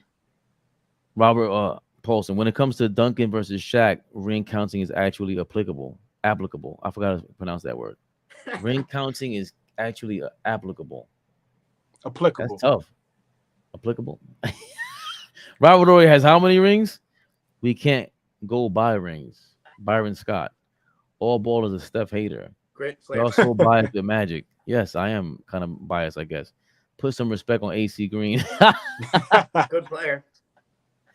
Bob McAdoo was an MVP in the ABA, not NBA. What? Fish. That's not true. That's not true. Did Bob McAdoo play in the 1975 with the Braves. 1975 for the Braves. He was MVP. He's our only MVP Braves. ever in Clipper history. The only one. The Clippers. Calling a healthy Walton a bum shows basketball ignorance. Yes, it He's does. a bum. He's a bum, Yes. Robert Paulson. That's foul. Yes. Walton was really good. Man was made of glass, though. Wow. Marcus That's true. Johnson. He's a point forward. The original point forward, apparently, or one of them. I don't think he's a point forward. When I watch Marcus Johnson, I don't see point forward, though. What you know about John Johnson? John Johnson. Oh, Jack Johnson. He put up a Blazers triple double. Look teams. at these. Go ahead. Blazers teams was loaded with Bill. No, they weren't. They were not loaded. They were They were just not good. loaded. They were good teams. I don't know about loaded. Yeah, they were not Facts, loaded at Mel. all. No, they weren't. What facts? The 76ers were loaded. That's who was Facts. loaded. That the Very team that loaded. we beat. They had George McGinnis, Doug Collins, George World McGinnis Be is crazy. Free. World Be Like Free. they were loaded. You guys should see what George McGinnis is doing this rookie season in the ABA, bro. He's coming Dog, as a star. 29 a game or something like that. Bro, he was just coming out. He only had 1 year of playing college basketball. That was it. And Who was came he to with? NBA. He was with the Pacers, right? Right, Yeah, Don? I don't know how they finessed, but they had money. Austin Reeves will be MVP in the coming years. Okay, Danny. That's Danny. He's a biased Laker fan. Listen, man, I respect it. He's doing his thing. He's trying to recruit people to Los Angeles. He's gonna be there for the rest of his life. Apparently, they don't like him because he's white and looks goofy. I love Bill Walton, by the way, Robert Paulson. That's them. I love Bill Walton. I just think he played 3 or 4 good years in the NBA, and that was it. Like you can't. If we don't do that for Penny Hardaway, why? Because he didn't win a ring. Like Yes, Penny Hardaway that's exactly why. Because he didn't win a ring. Penny That is was why. in the championship his second year in the league. But Let's we stop don't doing. get participation trophies. That's the thing. Okay, and that's my thing about Bill Walton. He had 3 years of participation of good play. Stop it. If Austin Reeves ever wins MVP, I'll stop watching the NBA right then and there. I really like Austin Reeves. I do too. Bill Walton had handles, 3-point range, passed his ass off. He had 3-point injuries. Bill range. Walton was an original. Yeah, he shot from deep. Bill Walton was an original stretch threes. 4 that played the 5. That's crazy. That's funny. But there was later in his career, but like, man, was he really shooting threes with Boston or the Clippers? Maybe. No, I don't know about that. Maurice Lucas for sure. Yeah. Blazers would have easily repeated in 78 if Walton hadn't gone down too easily. Who won in 78? Sonics or Bullets. You Bullets. could be right on that. the Bullets won that year? But see, here's the thing. If I'm not mistaken, right, and if the comments is going to jump in and say, like, you could fact check me, but I think Walton won the championship in 76, and then in 77 came back and won the MVP of the league. That's the other way around. It's this one you're thinking of. 77 is when he won the ring. 78 is, I think, the MVP that he's talking about. Okay. They would have won. Jesse Glass said, "Sorry, bro, it's inevitable. Go to the Reeves." Hilarious. Blazers fell the fuck apart after Walton got hurt in 78. You can question his career longevity, of course, but healthy Walton was legit. Calling him a bum is just ignorance. Totally agree. Yo, Robert Same thing Paulson, with, you call me ignorant all you want. Bill Walton was a bum. Go ask your dad. Bill Walton was held back by injuries. Facts, Dom dropping Frazier. Exactly, Danny. Showing respect, disrespecting a player's ability because of his injury is just stupid. Sorry, Robert Paulson. It's 11 o'clock and Flea is shooting everybody. Man, I would love to join one of these one day. I'm sorry, said that? Miami 21. Miami Oh, Heat that's 21. that's my cousin. That's Cuzzo. Yeah. That's dope. Also a good point. All ball. Pistol Pete. Jordan shut Clyde Drexler down. No, he didn't. Duncan would actually be a great choice to check Prime Akeem because he's not someone that falls for a lot of head fakes. And Stay still get down. basketball. Stay That's down. kind of why. Yeah, that's part of why with Bill Russell, because I've seen him with Wilt. He doesn't really jump for the fakes much. Akeem was sweet, bro. Damn. No one is stopping Prime Dream. I'm going with Rodman to guard Akeem. He's a little They- small. Good I night. think- Good night, Dennis. Yeah, I would want to see Detroit, Houston games in the 80s. Now, I don't think I've ever watched one. Walton That's a good missed idea. 3 years with a plantar fasciitis. First 4 years, 18, 14 rebounds, 4 assists, 2.5 blocks, 1 steal. He likes Bill Walton a lot, huh? Fish likes old school dudes. 2022 Chip was average players. Andrew Wiggins is an average player. He's not average at all. Number 1 pick. And Draymond Green, whether you want to say whatever you want about him, he did have his good and bad games, but defensively, he's not average. He still does, and he still allows Steph to play a little bit off the ball. If you want to, listen, here's my thing, right? If you want Steph to play on the ball so much, you saw what happened this year. He got tired, he got gassed, and they lost. Well, that shows how weak this era is. My point was getting an MVP with Bird, Magic, and MJ. Isaiah had no chance. Absolutely no chance. And not just Bird, Magic, and MJ. And MJ, Akeem Olajuwon, Ralph Sampson got hurt. Like there was no way. Again, it is a big man bias. Like Right. It'd have been very tough for Zeke to get an MVP. Right. And it's so crazy because he went to three finals in a row. Yeah. And yo, shout out to what's his name from Twitter? That's a nutcase Dom Driver, but he was right about Isaiah Thomas breaking his wrist. Jim? No, some lunatic. I forgot his name. But he did break it. He couldn't shoot it. He couldn't shoot after a while. Not Jim?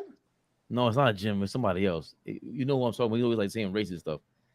Not untrue, but Magic still had 4 to 5 MVP caliber seasons left in him if he hadn't gotten HIV, in my factual opinion. And Ninja Racist. ain't reading my comments. Johnny. Frauds. Johnny. No, not Johnny. It's not Johnny. What comments? What Mel said that we missed? I'm probably reading it late because we didn't get to it. We got heated. Warriors were a couple of days away from winning the 2016 finals with Steph playing like garbage.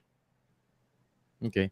LeBrick 100% trades away Kyrie in 2016, 2017 if the Warriors don't choke away the 2016 finals. You think so? I don't know about that. I don't know about Jesse. Jesse has everything bad to say about LeBron. For sure. Subconsciously, excuse me, people might hold it against Steph. Yes, yeah, he's 1 KD 1-0. Now y'all believe Draymond? It's a good point, Corey. KD got to play one-on-one with 3 years in Golden State while Steph absorbed all the defensive attention. Not impressed. I mean, yeah, that's true. It's like the Shaq thing. Where was Worthy picked? Number 1. Okay. Is he Kevin Durant? How'd they get him? That's a good. What was the trade that got him number 1 pick? That must have been an amazing finesse. I don't know. It was I the know the 82 Caleb draft. Goodrich I know it was the 82 draft though. James Worthy might have won some scoring titles if the Lakers hadn't drafted Dominique instead of him. He was that dude. Yeah, that's always interesting too. Dominique. That is a good one. Worthy. That is a good hypothetical. But that goes into what I always say about with the Lakers and Golden State. All them players, yeah, they're super players that are teammates of Steph Curry and Magic, but they complement them really well. And I don't know if Dominique would have complemented Magic. How good of the a team are you if James Worthy is leading the league in scoring? Maybe a first round team, right? Yeah, how good are you if your best player is James Worthy? Don't respectfully to James Worthy, but how good? It is. I think you're right. Do you think they can make the second round like Dominique or no? Yeah. On a good, you know what I'm saying, a good year, like his best year. Yeah. I think that would be like the ceiling. But see, that's a ceiling that a lot of players like haven't even reached though. Like even able to take a team to the playoffs or even take a team past the first round. Like McGrady and Westbrook, they never even got to take a team past the first round as a best player. So right. But yeah, that's I think that would help Worthy in terms of the people that like say, oh, he was on these winning teams, like because it would have been cool to see him kind of lead. But yeah. How about if he went 72-10, MVP, Finals MVP, points per game leader, All NBA, All Defense? That's I good. want to be like Mike. Only one player is capable of doing that. Bird shouldn't have lost to the 76ers in 82, got swept by the Bucks in 83, and then just kept losing to the Pistons on 88 onwards. I don't hold his losses to the Lakers and against him, but these losses do. That's tough, Gabriel. I gotta watch the series for all that. No, Yeah. because did I not bring up a little while ago about that series they lost to the Bucks? Yeah. Mhm. Go No, watch that that one's fact. series. No, that's a Well- blemish to get swept. Well, That's his the blemish. counter was originally he said that when Bird's teams were playing against an equally talented team, that they kind of faltered, and Gabriel's holding that against them. And you were like, you can't say that. But I think so, Gabriel. I've never heard this before, and this, like, again, it's Isaiah and the Pistons not getting enough credit, man. Rockstar Mel, LML, NM. I know never mind. NM is never mind. LML is, what is that? Love Me Later? What does that No, mean? laughing Rockstar mad loud. Nobody said love me later. Mel? Oh. Jerry West was gonna. Fabian gets Worthy D for at Mark 12 o'clock. McGuire. Jerry West was gonna trade Worthy for, I don't know. Clay and Mark KD went down. Was it Mark McGuire? Clay and KD went down. That was Oh intense. yeah, these comments. Yeah, we gotta start bringing these comments up a little earlier. Terry Yeah. Ford was a savage. So good in the 92 finals. Yeah, he was good. All on coke. Yeah, they were. Kareem was cooked by Ralph Sampson, and Worthy was cooked by Robert Reed. Byron Scott was cooked by Mitchell Wiggins versus Houston. Guess who Mitchell Wiggins is? Is that Wiggins' dad? That's Andrew's daddy. Wow, that'd be a cool Damn. series to watch. Harper Blackman used to get in Magic and Scott like no other. Yep. Damn, that'd be cool. I'm excited to watch these series. Yo, man. you got that I will. 87 Western Conference Finals down. You gotta watch that. We didn't name 4. Y'all named 4 point guards. The rest was World B Free was a 2. But not every point guard is gonna be not every point guard in today's NBA is a star either. Like it's like, you know what I mean? It's not like every point guard is a star. I get maybe a bigger proportion of them are stars now at point guard than before. But like that doesn't mean that point guards are weak. And who are the point guards of today? Like that's what I'm like. There's Again, like these aren't real point guards, but like if you want to list them, Steph, Luka, Trae Young, SGA, John Morant, De'Aaron Fox. Everybody you're saying is a hybrid. So when you go to the 90s, the 90s might have he doesn't care. You know, Mel doesn't care. He's talking about, you know. So the 90s might have the typical point guards that we're thinking of that played point. You know, Kenny Anderson, Jason Kidd, like it's so Mookie Blake, like and it varies, and they played. But he's gonna say, but you know, Mel is gonna say the same thing about the 90s. What? That there was no good point guards. He says it. No, he can't say the 90s. He cannot say the He's done 90s it might be. before. I understand, but I think the 90s might have exactly what we think about a point guard being, and there's a bunch of them in the 90s. Too many of them. Kevin Johnson, Tim Hardaway, Terrell Brandon. We can don't start naming them yet. We can keep going all day with that. Keep going to the comments. Yeah, there's a lot. Agreed. Thank you for keeping me on track, Dom. Melo got zero respect from the refs. It's been 0 pass first point guards to win chips. Scoring point guards is the wave. Magic and Rondo. What? Magic and Rondo are the only. Is he saying It's the been first 0 pass first point guard, and then you name Magic and Rondo. Is he saying is he saying 0 pass first point guard to be the best part of the championship team? Because I kind of feel that. I kind of feel that. I would say only Isaiah Thomas and Clyde Frazier. That's it. I mean, if you think about the last, let's say 30 champions, right? How many of those teams have pure point guards on them? Oh, 30 champions, I would say a lot. But I'm just saying, 30 years ain't a lot, to be honest with you, in the NBA. If we thought about the last 30 years in the NBA, we're going back from 2023 to what, 93? Oh, you're right. You know what I'm saying? So if we think about that, what do you consider John Paxson, BJ Armstrong? I would consider John Paxson a guy that played the position, but I would consider him more of a shooter, right? Mm-hmm. Like, the triangle works without a pure point guard. Right. No, that's not true. Scottie Pippen's the point guard. But that's what I just said it though. It works without a true point guard, is what I'm saying. You don't need that's a point guard. That's what I'm saying. Like Scottie Pippen is a small forward, point forward. He's not a guard. We're playing semantics. I want to get to Robert Paulson. Playing semantics at this point. There. Don Nelson was more influential in eliminating positions. Positionless basketball isn't new. It's more successful now because of the rule changes. Thank you, Robert Paulson. Stay right there.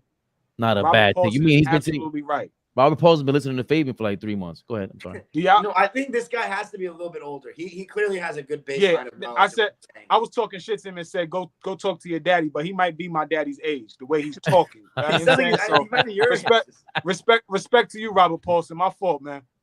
I had to apologize to Big Wolf earlier. It happens. We apologize here, guys. We Yeah, take it's love. accountability. It's love. Pass first, point guards don't win. You got to put the ball in the hole.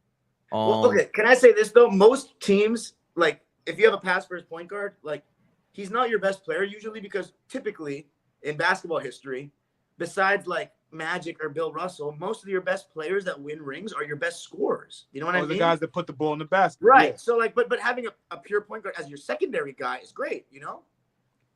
I'm out of here, fellas. I'll see y'all soon. All right. Don Nelson. Oh, I like that. Don Nelson was more influential. Oh, I'm sorry. It was this one. The 1980s Bucks pioneered that small ball, positionless basketball shit. Yep. Don Nelson. He does not get enough credit. I think he could be the best coach ever. My opinion. Spoelstra and him do not get enough credit for being rated number one. What time is it? For me, it's 11:51 p.m. Everything. Steph runs around the court well is like saying your date is smart but not cute. it's much more than just runs around the court well. Come on. We can't do that. Listen, I'm with anything Fear says is gonna make me laugh. Scotty, great sidekick, great transition scorer, great defender, zero bag, Hall of Famer, but made by Jordan. Fact. I never liked that made by Jordan shit. I understand that Jordan's a great leader and challenged him all the time, but Scottie Pippen, he's highly influential, man. I think so. Still became a great player. Can't take that away from him. Big Shorty was bored by something. Salute, fellas. Great panel. Good chat. Everyone take care and have a great week. Shout out Nick Young. He won his chip. The Knicks should sign him as a free agent. Nick Young. That's not the topic, Dime. By the way, Magic in 88-89 averaged 23 points, 13 assists, 8 rebounds, 2 steals, and shot 91% from one MVP, but sadly got injured in the finals. Worthy had to do a lot of heavy lifting that season, and Kareem Abdul-Jabbar was 41. Bro, 91% from the free throw line is crazy. 13 assists for the course of a whole season? That's ridiculous. In 89. Topic is him supporting another black man, and that was being blackballed by the NBA. Mel, let's sign with the Knicks. Help him get the ship. AllBall, tell West to sign me, Mel Flea, and Nick Young. Peace, Big Shorty. Jerry West like Dominique, but Jerry Buss like James Worthy. West was going to trade Worthy in his pride for Roy Tarpley. I was going to say, who was the coach? Was it Jack McKeenan that got injured? It's Riley at this point. No, I'm saying the one that passed away. He got passed away when he got hit by the bike on his bike.